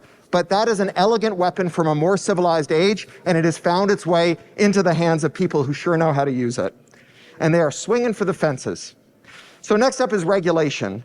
As the seemingly inescapable power of the tech giants is revealed as the sham that we always suspected it was, governments and regulators are finally going to kill the one weird trick of violating the law, but saying it's okay because we did it with an app. In the EU, they've got the new Digital Markets app that requires dominant platforms to open up APIs so that you can move easily between services. Oh, that's cool. And that's a very cool rule, but what's even cooler is how it's going to be enforced. Previous EU rules, they were called regulations, which meant that they had to be turned into law in each EU member state. And for big tech, that meant that all enforcement of laws like the General Data Privacy Protection Regulation started in Ireland, where they all pretend to be headquartered. And they pretend to be headquartered in Ireland because Ireland is a tax haven, and so they fly Irish flags of convenience. But here's the thing. If every tax haven has to be a crime haven, because any company that is footloose enough to pretend to be Irish this week could pretend to be Maltese or Luxembourgian or Cypriot next week. Yep. So to keep those footloose criminal enterprises happy, they have to stop enforcing their laws. That's why the GDPR is such a goddamn joke in practice, because the only way to get these companies held to account for their GDPR policies is to go after them in Ireland, where the Irish Data Commissioner barely gets out of bed, and when they do, they usually spend most of the day in their pajamas eating breakfast cereal in front of the television. Now, all of this is hardly a secret. The European Commission knows that it's going on. So with the DMA, the Commission starts all of the enforcement in the federal courts, which have no way in which they are beholden to these big tech companies. In other words, we violate privacy law that worked, but it's okay because we did it with an app that worked for so many years. It's now a dead letter. And here in the US, the dam is finally breaking on getting a federal privacy law for us. It's been a minute. And the thing is, there are a lot of people who are very angry about how poor privacy law is in America, not because they're worried about privacy, but because they're worried about other stuff. Maybe Grampy was on Facebook and you think that's how he became a QAnon. Or you think maybe Insta made your teen anorexic. Or you're worried that cops rolled up all the demonstrators at that Black Lives Matter demonstration using Google location data. Or you're worried that they did it to the January 6 rioters. Or that you're worried that red state attorneys general follow teenagers across state lines into abortion clinics. Or you're worried that black people are being discriminated against in lending and job applications. Or that someone made AI deepfake porn of you. A federal privacy law with a private right of action would do something about all of those problems. That makes a very big coalition for privacy law, which is why we're seeing a procession of imperfect but steadily improving privacy laws working their way through Congress. So I work for the Electronic Frontier Foundation. If you sign up for our list at EFF.org, we're going to send you emails when those laws come up. And you can call up your Congress jerk or your senator, and you can talk to them about it. You can make an appointment to drop by their offices when they're in their home district and explain to them that you're not just a registered voter from their districts, that you're the kind of tech person who goes to DEFCON. And then you can explain the bill to them. And that stuff makes a difference. So how about self-help? How are we doing on making interoperability legal again? I'm nearly done. 2 minutes, sorry. My mic stopped working for a minute. How are we doing on making... That's true. Seriously almost done. Stop clapping so I can finish. How are we doing on making interoperability legal again? Well, we got these state right to repair bills Stop clapping so I can that finish. ban Come on. parts pairing, that ban using DRM for parts. These bills are pushed by a fantastic group of organizations called the Repair Coalition at repair.org, and they'll email you when one of these bills are going through your state house, and you can meet with your state reps and explain to the JV squad what you just explained to your federal reps. And the prime mover behind repair.org is iFixit, and iFixit's founder, Kyle Wiens, is here at DEF CON. So when you see him, shake his hand, thank him for his service, but tell him you've signed up for the mailing list as well. Now on to that last workforce and my last page, I promise.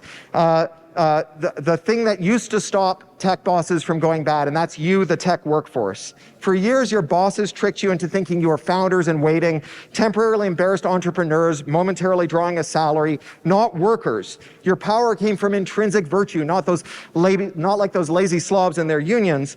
Now that was a trick, and you got scammed. The power you had came from scarcity, so when scarcity ended, when the industry started ringing in six-figure layoffs, your power went away. The only durable source of power for tech workers is as workers in unions. Think about Amazon.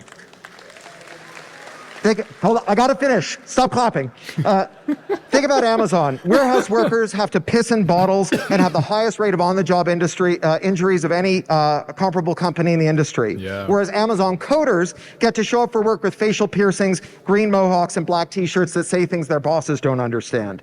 They can piss whenever they want to. That's not because Jeff Bezos loves tech workers. It's because they're scared you'll quit and they won't be able to replace you.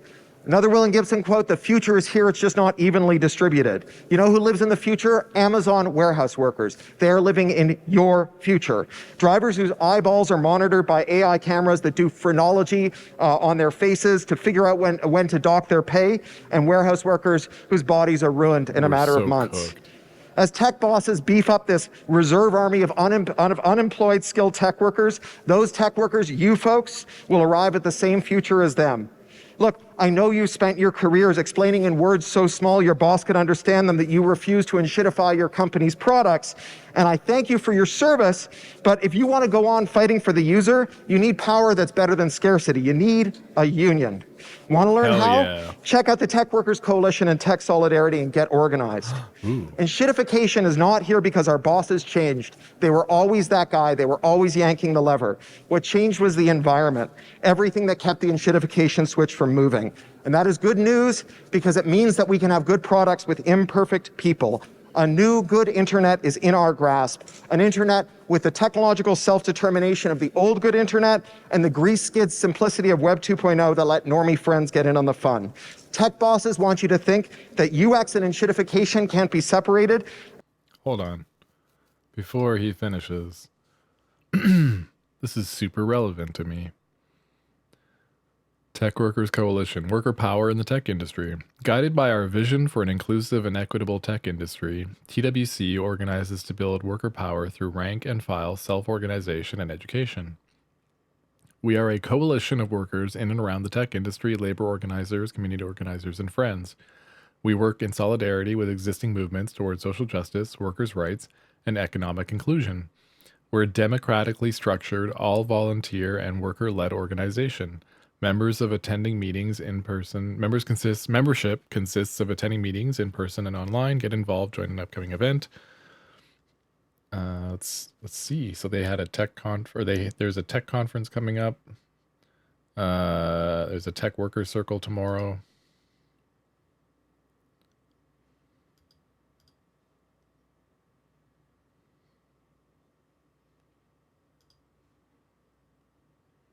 Oh, it's a Zoom meeting. TWC's monthly worker circles are a space for organizers to gather and learn from one another. Come share your experience organizing, or plot your next steps with like-minded tech workers. Oh. How does it know my time zone? Interesting. That's kind of awesome. There's a tech conference hosted by the Berlin Tech Workers Coalition.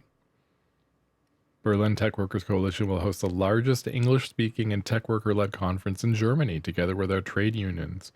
Bro, I feel like I need to document this, because I feel like Lance could... Well, I don't know if he's into like the tech side of it, but this is like the tech workers, right? Like, this is an important piece of the puzzle that, at least in my experience, in my workplace, is entirely untapped.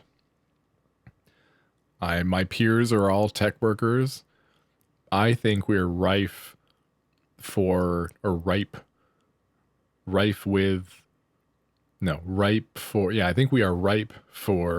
unionizing, but it's difficult because folks have families and obligations, and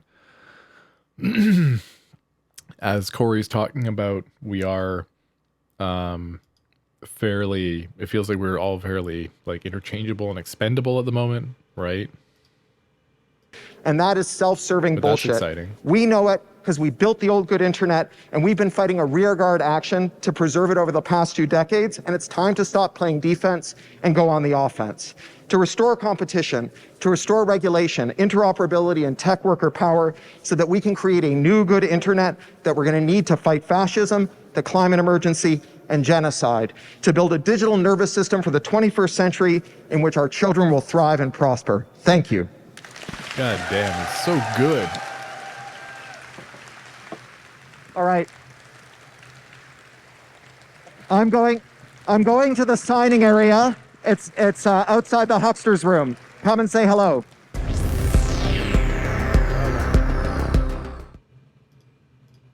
Yeah, that was fantastic. I will link the video in chat for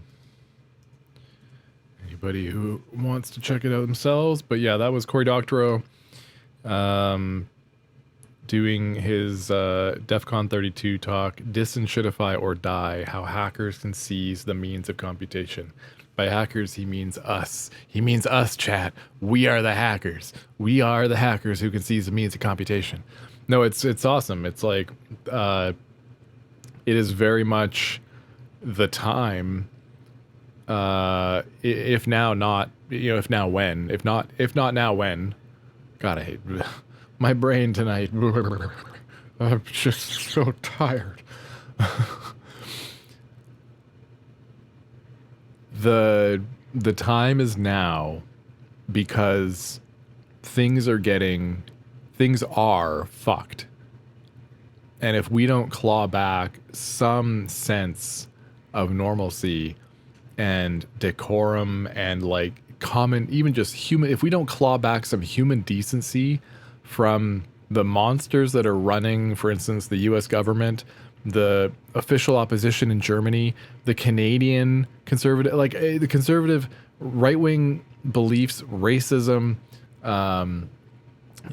anti-sex work, homophobia, transphobia, all this stuff is on the rise because it's being fanned by people that just like to say dirty shit like that and want people to follow them, and they just want to become powerful emperors over people, but they're using that to gain a foothold into things like government, where those things are supposed to be held in check by proper opposition that has the ability to,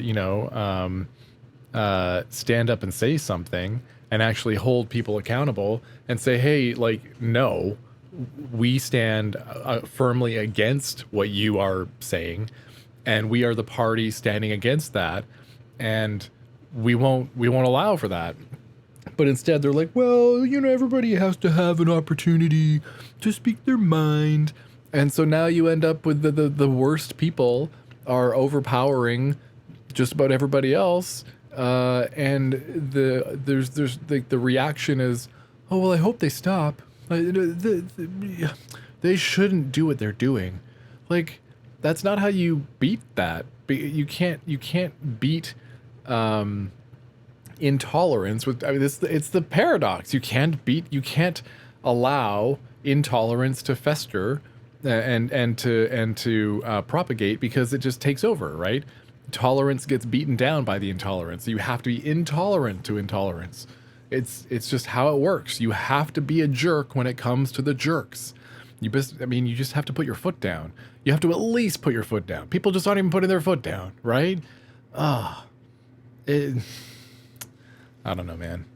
I don't know how we're supposed to continue like that and not do something about that. So like, now is definitely the time, right? Unionize. I'm gonna bring that site up here in a sec again so we can continue reading, but I just like, bro, there's so much. We'll flip to this view for a bit. Hello. Hi. Screen share. Are we screen sharing the right? Yeah, that's fine. All right. This is the Berlin one. What else do they have? Portland. Immigrants. They have blog posts. They have a newsletter. Oh, that's cool.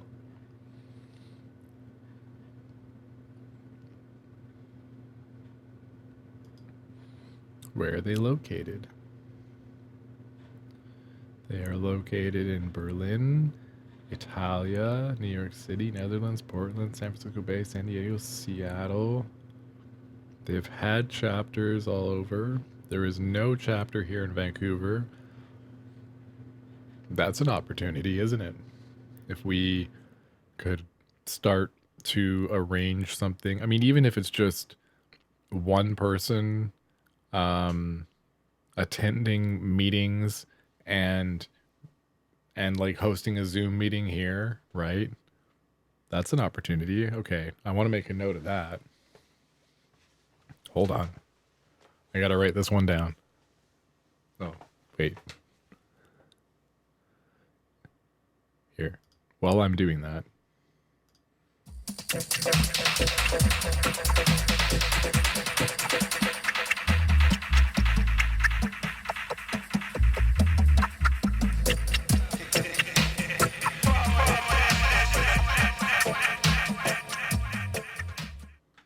Started cruising BBSs in the mid-'80s on an Amiga with a 1200 baud modem. From there, I worked my way onto IRC and Usenet.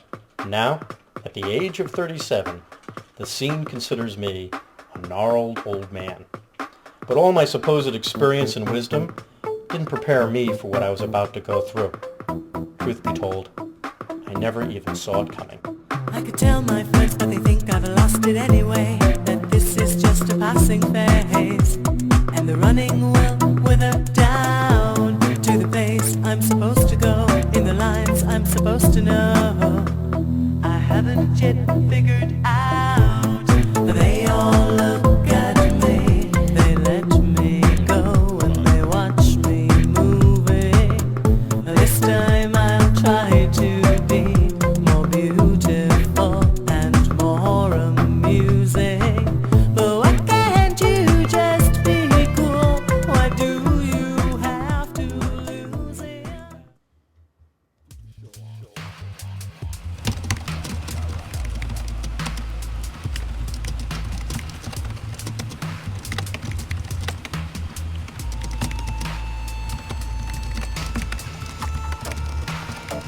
This is...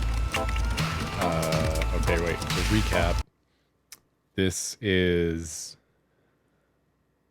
Oh, who is this guy's name again? Crap.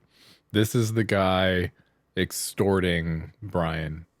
This is the guy who is trying to... And I think he's working with the feds, right? We saw that there's like a Fed involved, like a FBI agent or something maybe. So he's working with... He's trying to get it cut, but I think he's trying to get it cut because he's... like he's being pressured by the FBI agent to like make the transaction, I think.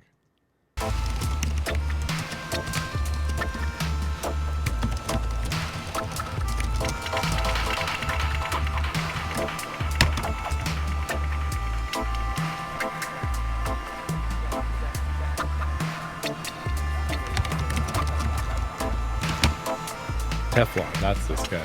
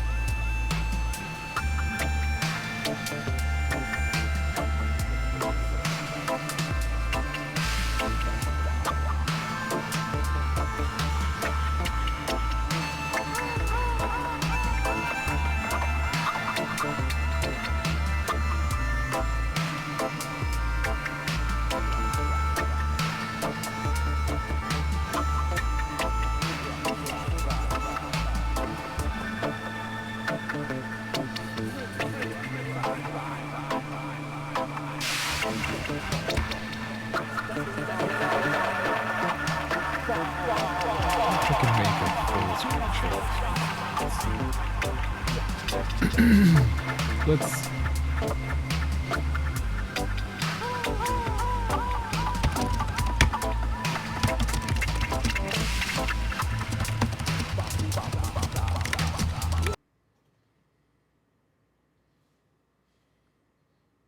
Oh no.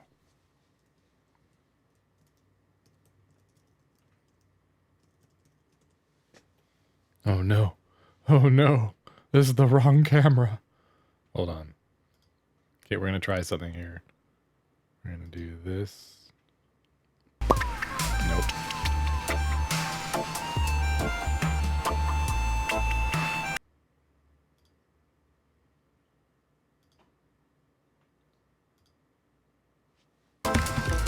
Where's my studio mode? There's supposed to be a way to make it so that it stays.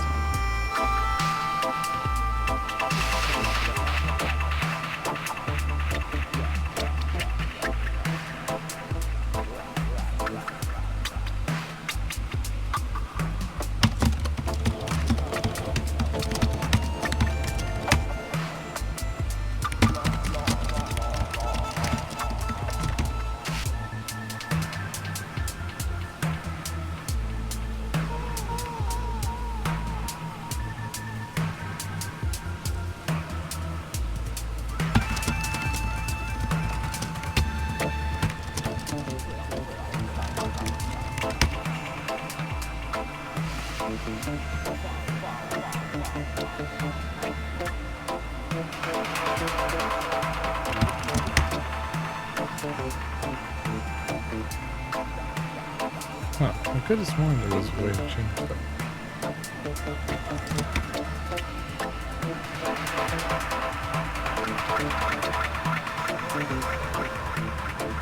Hello? Hey, Karen? Yeah. I know. I said I could make this weekend. No, I didn't forget. Look, I have not been ignoring you. Things are just, well, gotten complicated. No, actually, I would not like to elaborate. I don't care what the agreement says. I can't make it. Yes. I know what I know what this means to Jimmy. Look, just tell him. Never mind.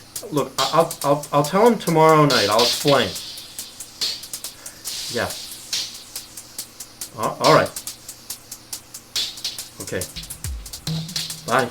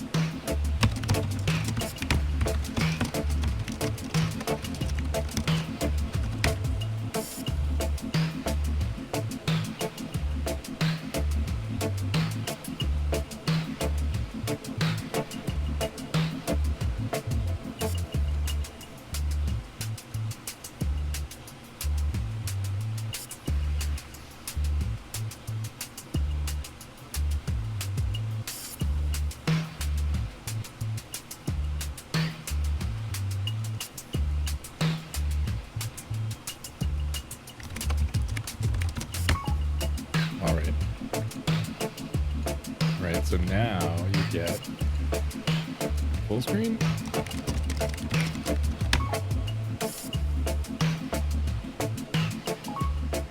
There you go. A little me in the corner.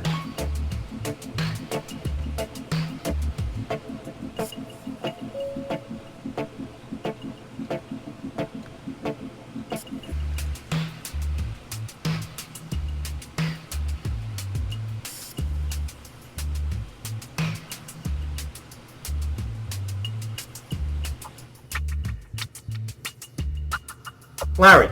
Hi, it's Ed. It's a little after 7. Sorry to call so late, but I just got another note from our friends. Look, I have to go to see them again tomorrow morning. Yeah, well, I just want to let you know. Listen, all I'm trying to say is is there anything we can do about this? I mean, I could lose my job. Anyway, look, if you think of anything, call me, all right? I mean, just anything at all. Just give me a call. Thank you. Bye.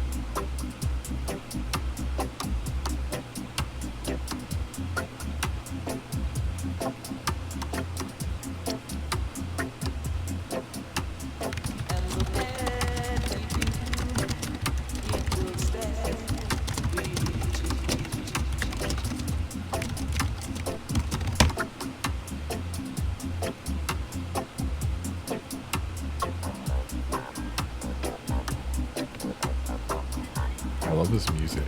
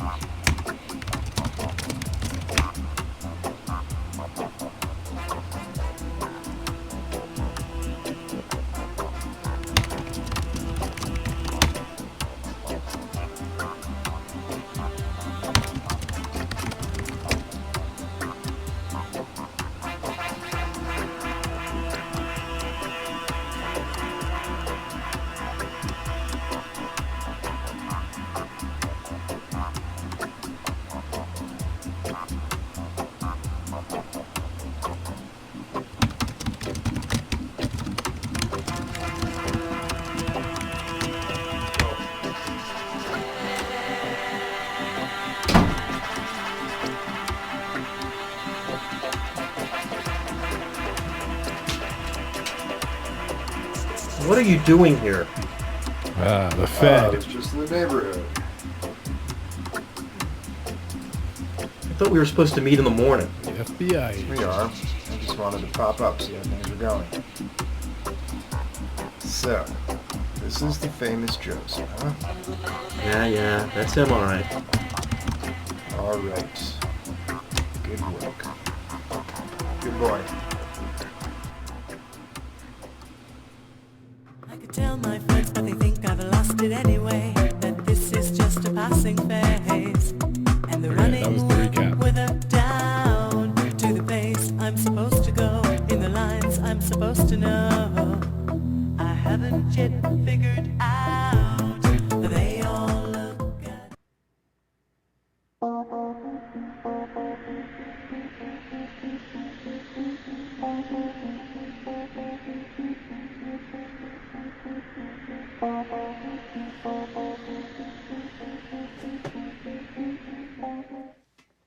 When most people look at me, they're like, what's this girl doing with her life? Dead-end job, no long-term relationship, no direction. But the more people condescend to me, the more they look down at me and offer advice, the more I withdraw. See, I live by a set of rules that most people don't understand, and I spend my time in a place that most of them will never see. I could tell my friends, but they think I've lost it anyway. That this is just a passing phase. And the running will wither down to the pace I'm supposed to go in the lines I'm supposed to know. I haven't yet figured out that they all look at me. They let me go and they watch me moving. This time I'll try to be more beautiful and more amusing. But why can't you just be cool? Why do you have to lose it? I took the job at the DVD plant about a year ago because I knew it was a perfect in to the scene. There are bins there the size of a king-size bed filled with misprinted DVDs. Some are off-centered and some have like a bad label or something. They're considered worthless, but the truth is, to someone like me, they're as good as gold.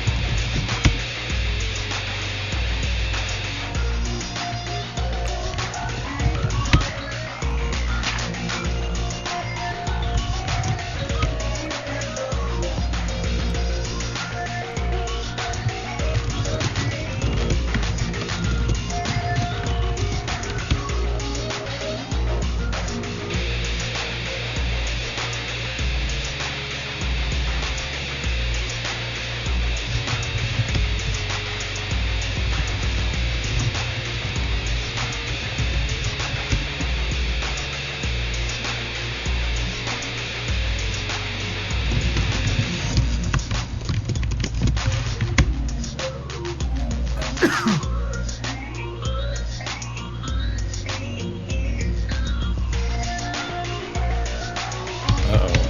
Teflon's emailing Trooper on the side.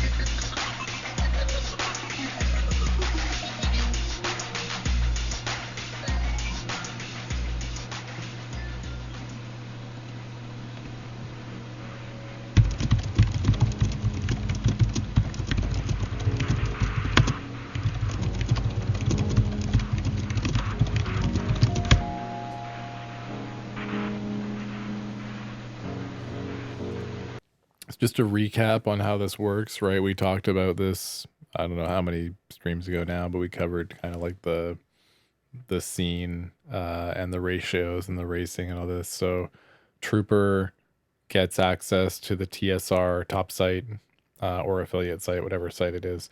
But TSR is like, it's just assumed to be a site that has content that is dumped from other sites that has whatever.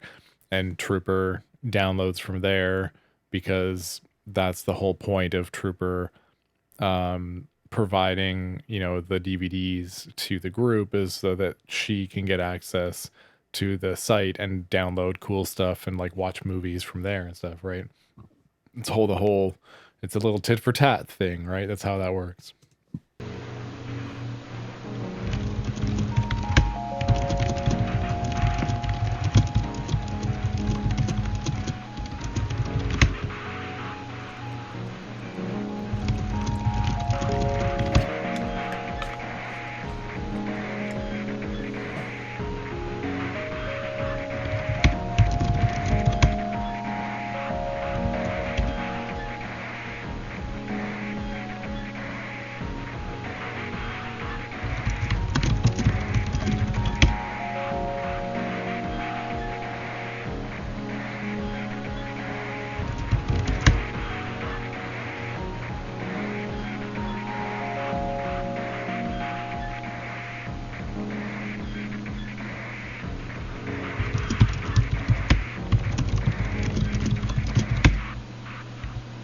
Interesting.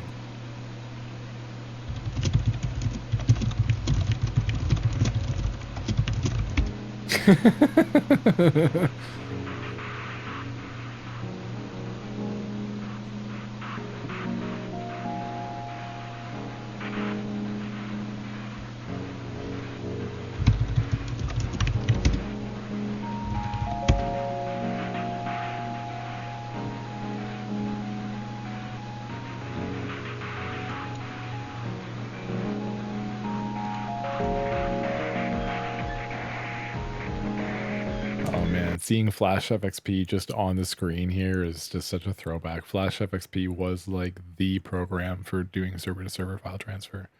And the FXP portion was because it was like, that was what it is. It's like, if your server supported FXP, then it allowed, you could connect with your client and you would say, you would connect to this server and this server, and your client would say, server 1, send this file, using these credentials to server 2 at this location.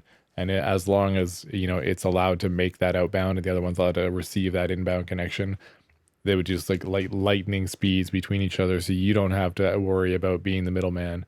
So instead of you having to like download the file and upload the file, it would be, you tell the servers to just transfer the files to each other. And it's so cool. Like, it's such an unlock when you like realize what it was at the time. You're like, this is so cool. But to just see it it's just such a nostalgic throwback.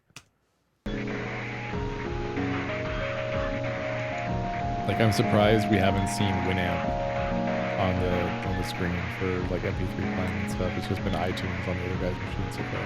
TSR is what's known as a top site. It may not look like much, but it's an FTP that contains all the music, TV, film, games, and software anybody could ever want. In other words, it's a candy store. Hell yeah. The MPAA thinks that stuff gets ripped by some kid and put out on P2P, but it doesn't. It all starts here.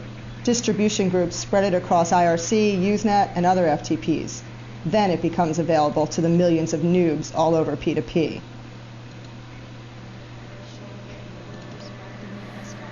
It's kind of funny. This is already the area where they're, I guess this is pretty late. Like this is pretty, like, even though this is meant to appear like it's earlier, this is pretty late in the scene. So I guess it actually makes sense that they're so casually and so overtly calling out the peer-to-peer folks, because the P2P folks are, like we talked about previously, are like they were considered like the lowermost rung of users, right? And I mean, I guess at this point it's like they're just saying it, right? They're just saying that those folks are like the least valuable. They're just the ones who don't put any effort into actually knowing how they got their content. They just want their pirated content at their fingertips. Now it's all of us.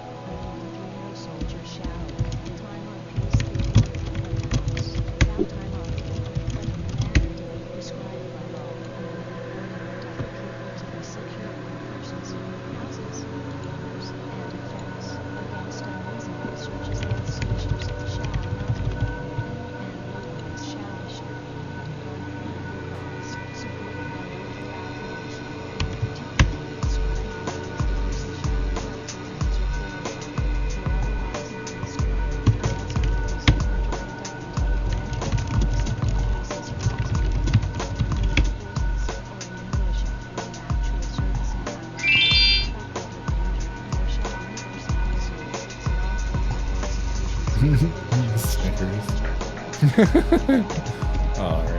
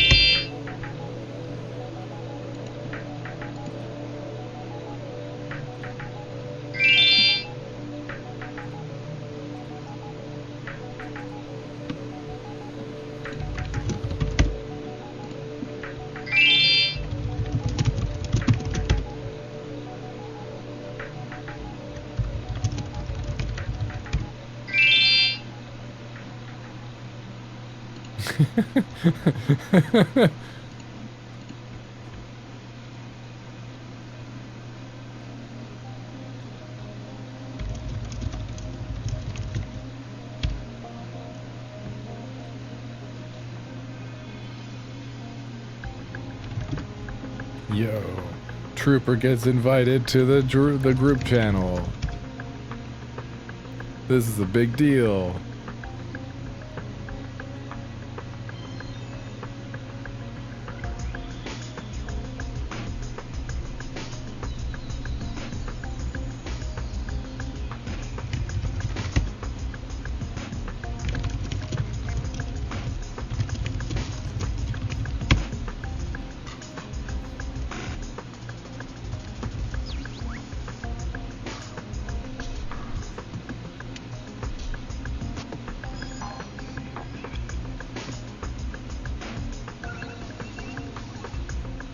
As you all know, Trooper has been a stellar source for us.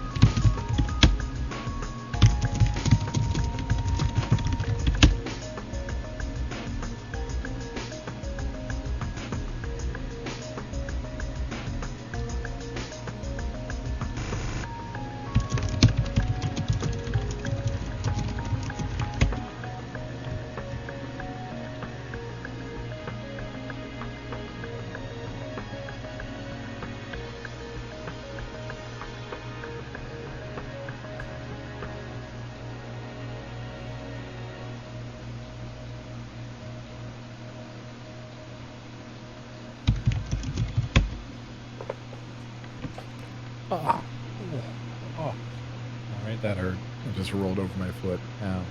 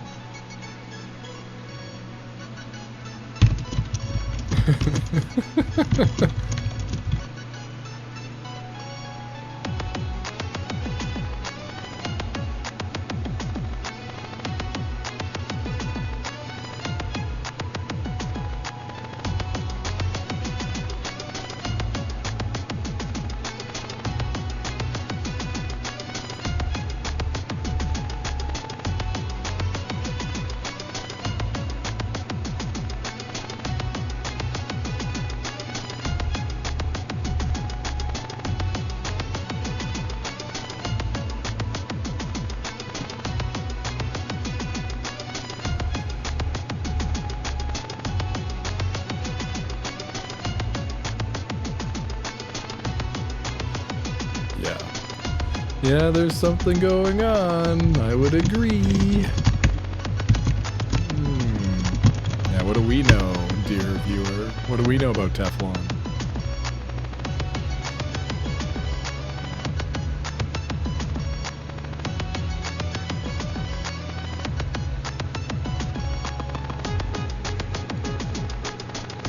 Everybody's like, I'm gonna look at the... Okay, that felt kind of forced.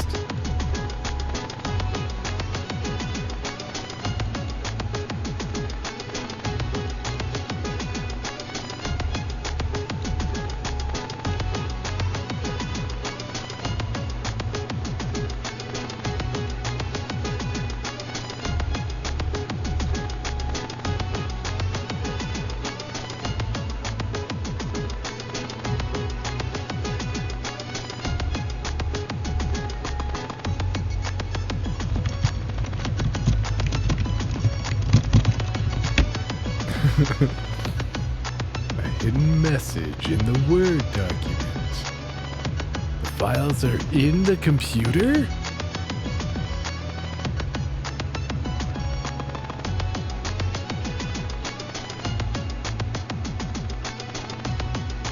Go.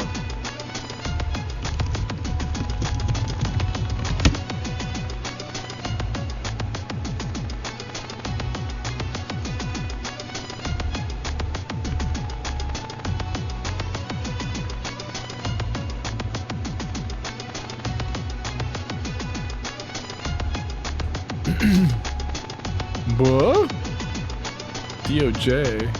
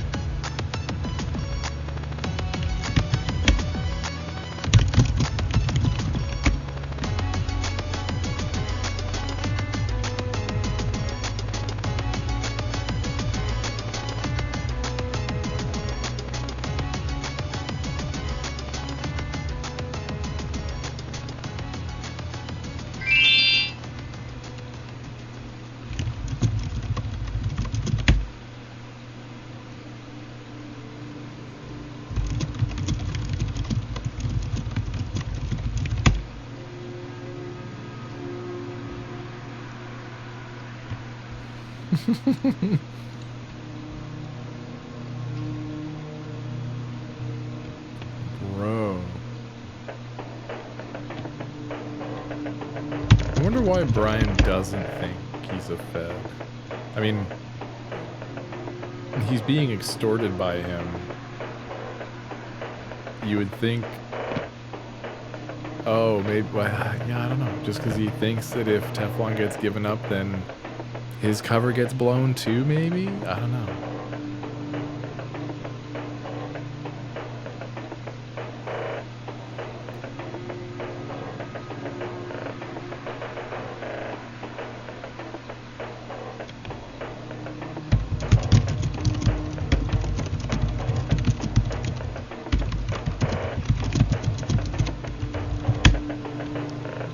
Yikes.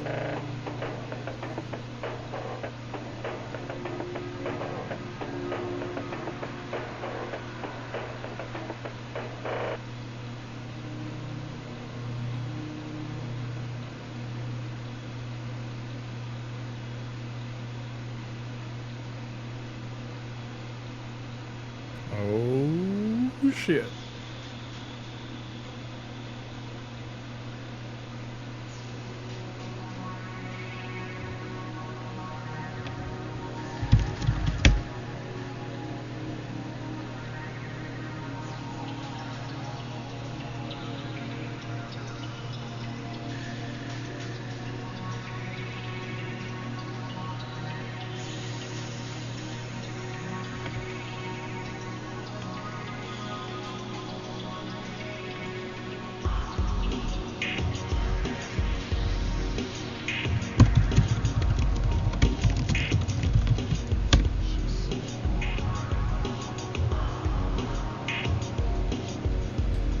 Oh, this is Teflon's, like, canary.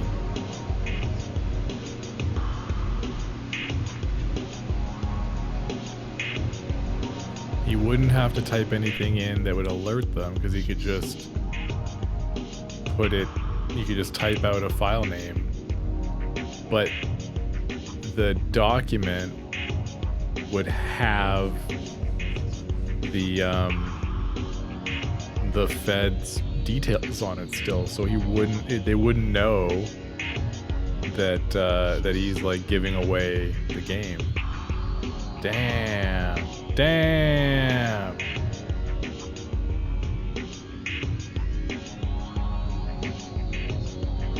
Damn. What the fuck happened to Teflon, man? Where is this dude? What is going on?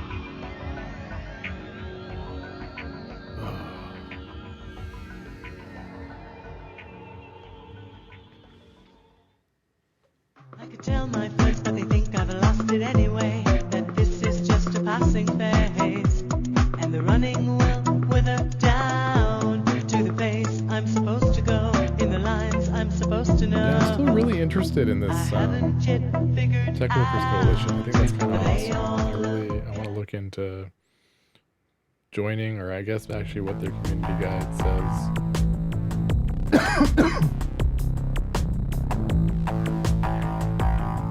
Shit. God damn it. Yeah. So this is the thing that I'm really uncomfortable with my new... Okay, I gotta pause this so I can talk about this briefly, and we'll see where this goes. In the scene. This part right here is what I'm uncomfortable with now. So that now that I am entering into a team lead position in my role, I am responsible for doling out work. I am a source of information on whether my peers are, like their performance. Like my manager values my opinion on my peers' performance. Obviously I'm not, I mean, like, I'm not, you know, I'm not saying anybody's not doing well because I don't want anybody to suffer, but, and I don't want to be a manager because I feel like I would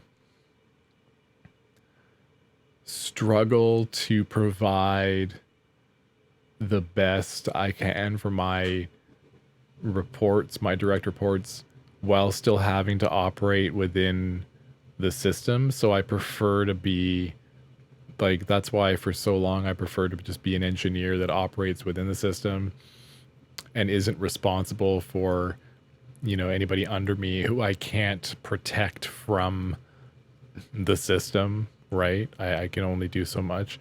So in my lead role, I'm now technically more responsible, and that's when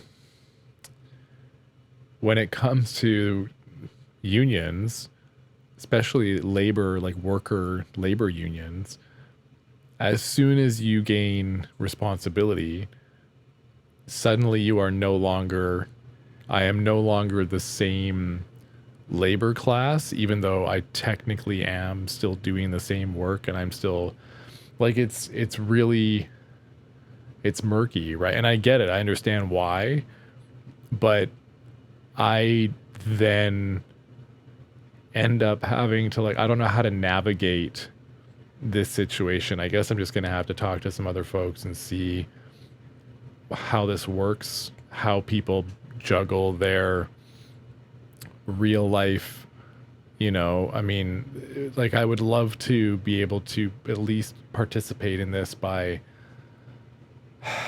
in, like, I don't know. It's this is, I wrestle with this deeply.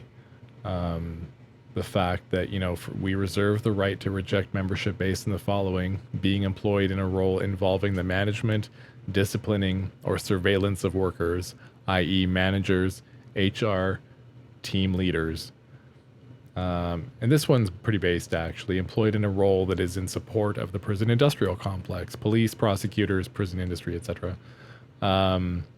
Or if my desire to be part of the workers coalition or tech workers coalition is compromised by a business interest, for instance, if I just wanted access to the members to promote a product or do user testing, or if I want to study or interview tech workers in a role as a researcher or journalist, that would be kind of a weird reason for joining. I think most people don't want to be under a microscope when they're in this kind of group. They want to be in the group purpose, you know, for the purpose of moving these values forward and promoting these values and stuff, right? Anyway, so I will have to do some introspection and outrospection. I don't know what some introspection and some, like, chasing of leads, finding out a little bit more about how other folks are dealing, if they are in, you know, positions of minor leadership, what they're doing about it. Because I would love to be more involved, but whether it's you know, the workers of the world, wait, what is it? The labor worker, the wobblies. I forget the full thingy, but it's these guys.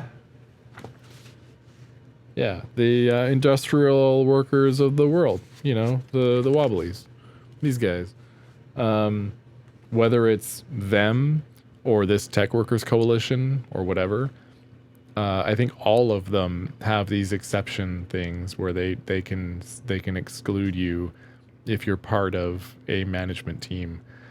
So, I mean, coming into my role, that is something I knew I would have to wrestle with, and I'm not really sure I don't know. I like what I do. I like the opportunity that team lead gives me. I don't like the fact that it goes directly against my workers' rights, labor union, side of things, where I am like seen as part of the problem. Yeah, I don't know what to do. I need to wrestle and work with. I need to do some, I don't know, figure my shit out. Need to do some work with my therapist and figure out what I need to do here, man. Learn about myself. Anyway, here, let's watch some more Welcome to the Scene. Your IP address is like your soul. It can be used to trace your identity through your ISP. So if anybody gets a hold of it, they own you. One night, when Teflon and I first started CPX, I needed to drop a file onto one of his machines. At first I didn't think anything of it, but then, at the last minute, I decided to mask my IP. For the longest time, I never gave the incident a second thought. But if I hadn't done that, if I hadn't given into that last-minute twinge of paranoia, I wouldn't be sitting here now. I'd be in prison. I could tell my friends, but they think I've lost it anyway, that this is just a passing phase, and the running will wither down to the pace I'm supposed to go, in the lines I'm supposed to know. I haven't yet figured out, but they all look at me, they let me go, and they watch me moving. This time I'll try to be more beautiful and more amusing.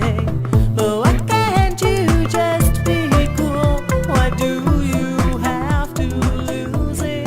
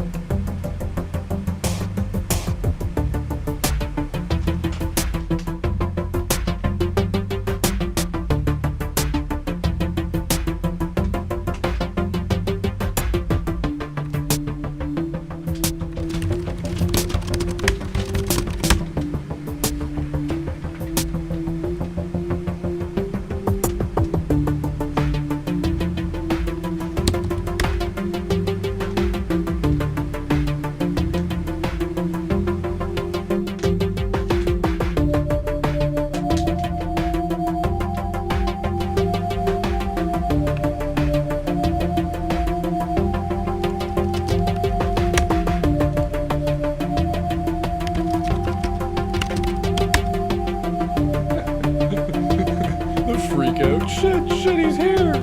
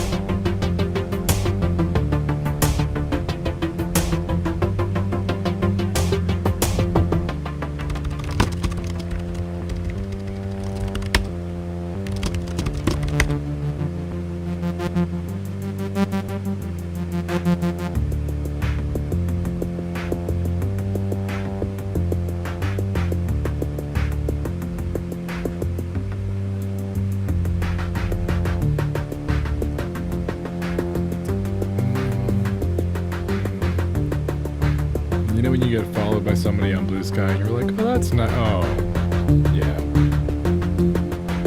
Yeah.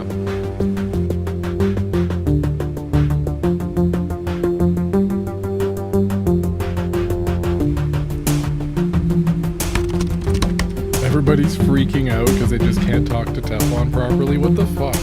What is up with people? Bro, it's text. It's gonna be fine.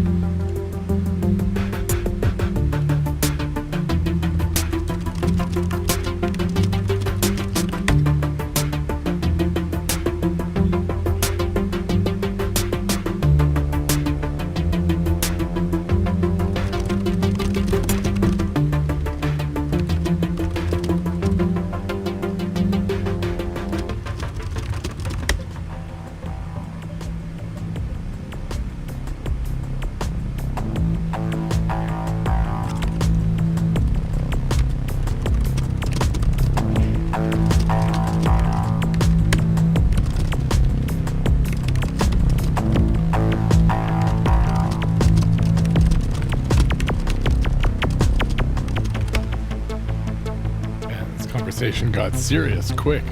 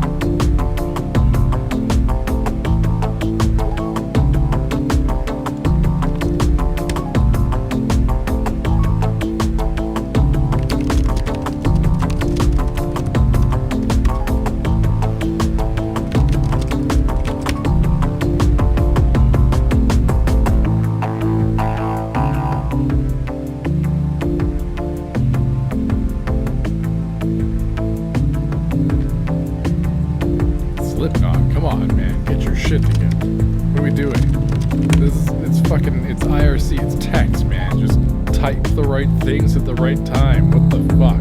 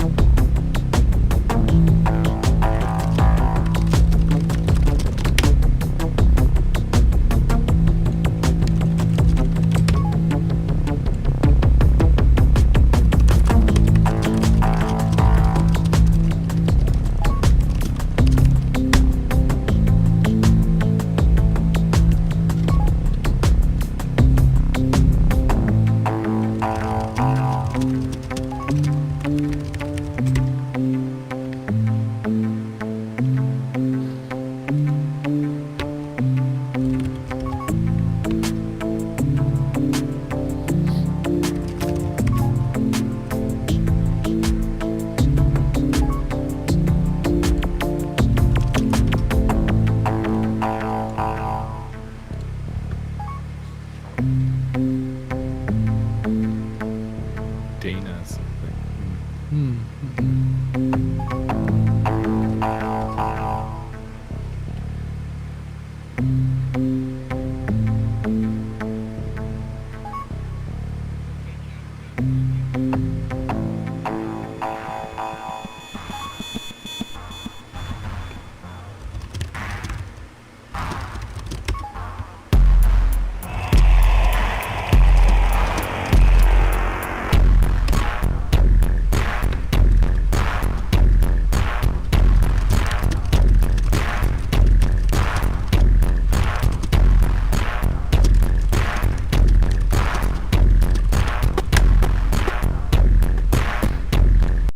There's a bit to unpack here. If you don't know the significance of the Netherlands, the .nl domain and the RIP box here, so the idea is that you would have a server in the Netherlands or some other country that has high-speed internet as like their default. If they have really good infrastructure, the Nordic countries often were the early adopters of high-speed internet, and it was such a national thing in each of those countries that the rates were just great. So that if you got a server, you would have high speed, you know, and it would often be in the same area as several others. So, you know, you'd be trying to get yours, knowing that others would probably also have theirs in a high speed area like that. So the rates would just be cheaper. So you'd end up with just like, you'd buy your Netherlands one because you just knew that you're paying less for the better like bandwidth and everything. And you just know that somebody else has, you know, a seed box, you know, maybe in Sweden or in Norway or something like that, right? Or in France, or anyway, somewhere in Europe, they're still closer. Round trip ping time is less, etc., right?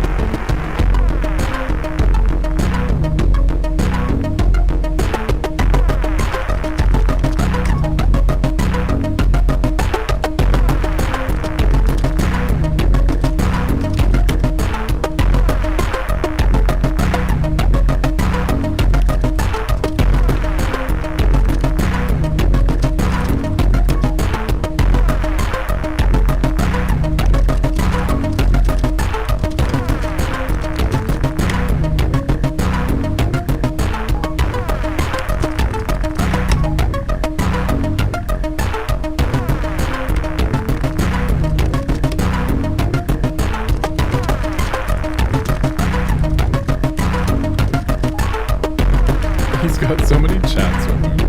He's like playing ball with Teflon, trying to keep him and the feds happy by saying, yes, we'll do this transaction with the agents for Coach Carter, while also dealing with Coda and Pyro freaking out, and Slipknot also, we can't even see here, was freaking out about having to, keep the story going about like what they're all doing, and oh yes, and Trooper's gone, and this and that, and blah blah blah, and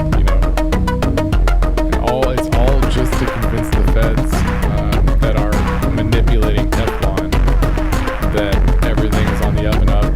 This transaction will happen. That by doing so, Brian will reveal his credential, his identity to the feds, just as a matter of like a side effect of the transaction. So then Teflon, I guess, would like continue acting normal, like he's in on this deal.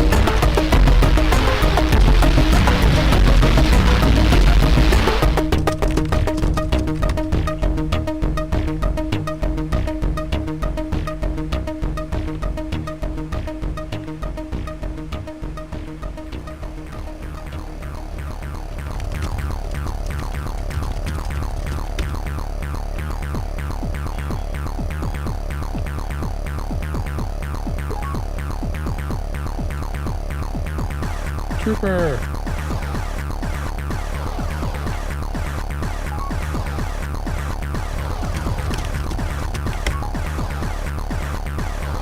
It's happening.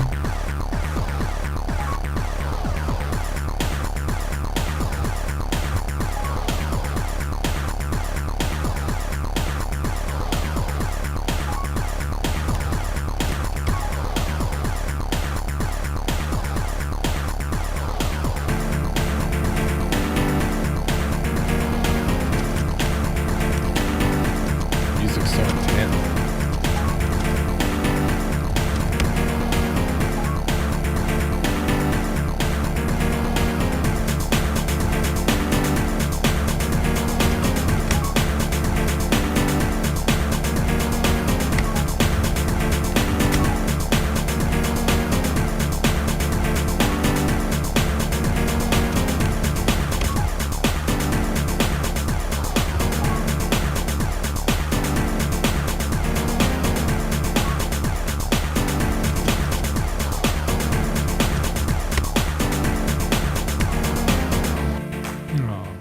No, don't go to bed angry.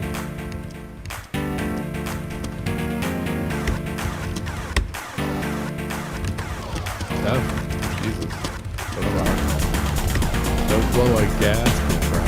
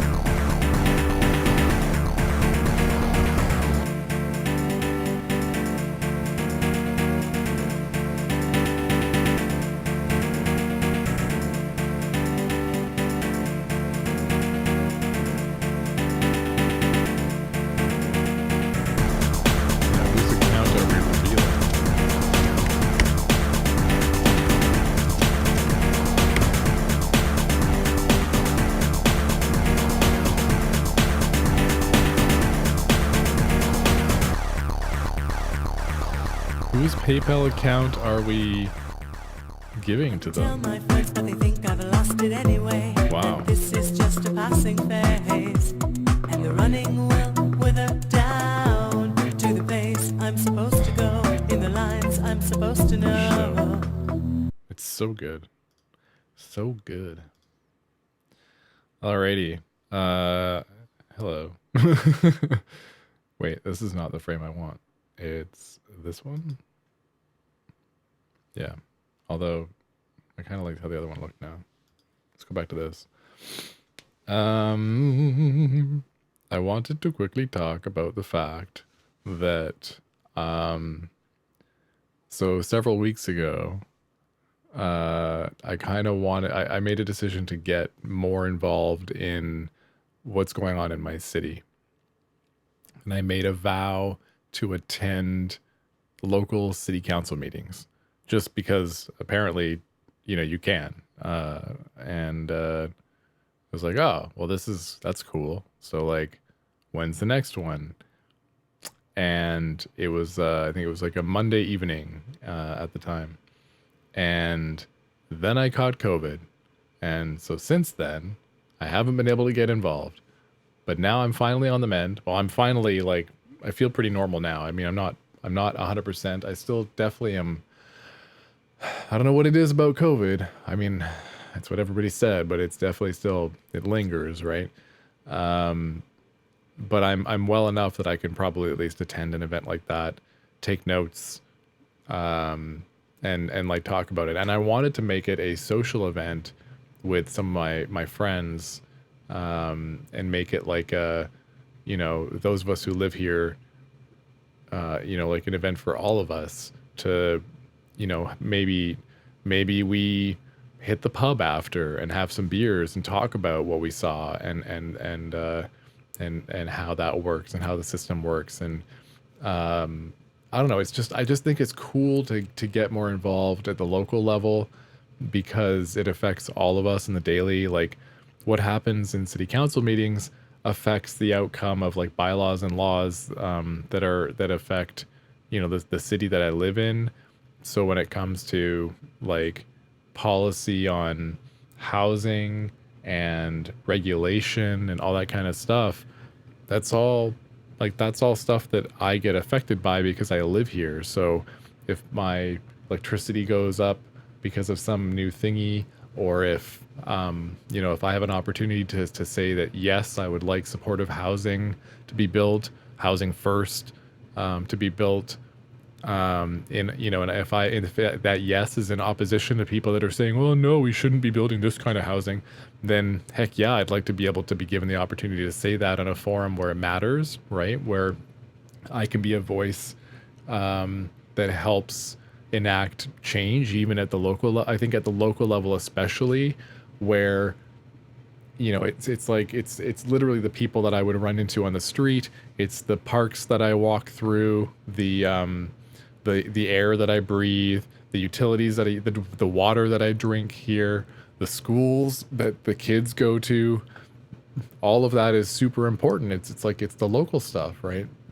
So I think my message here is we should all be getting more involved with our local politics and local city councils and school boards and all that kind of stuff. I think we should all be getting more involved, period. Just more involved. You can really help provide useful points of view in forums where otherwise they might not be heard because people just don't even realize that they can do that. And the people that do know that they can voice their opinions in these places often voice them with an agenda. Whereas you can come in as somebody who, that you're genuine, for instance, with your cause. And anyway, so it's I think we should all try and do that. So I'm going to try and do that. Hold me accountable.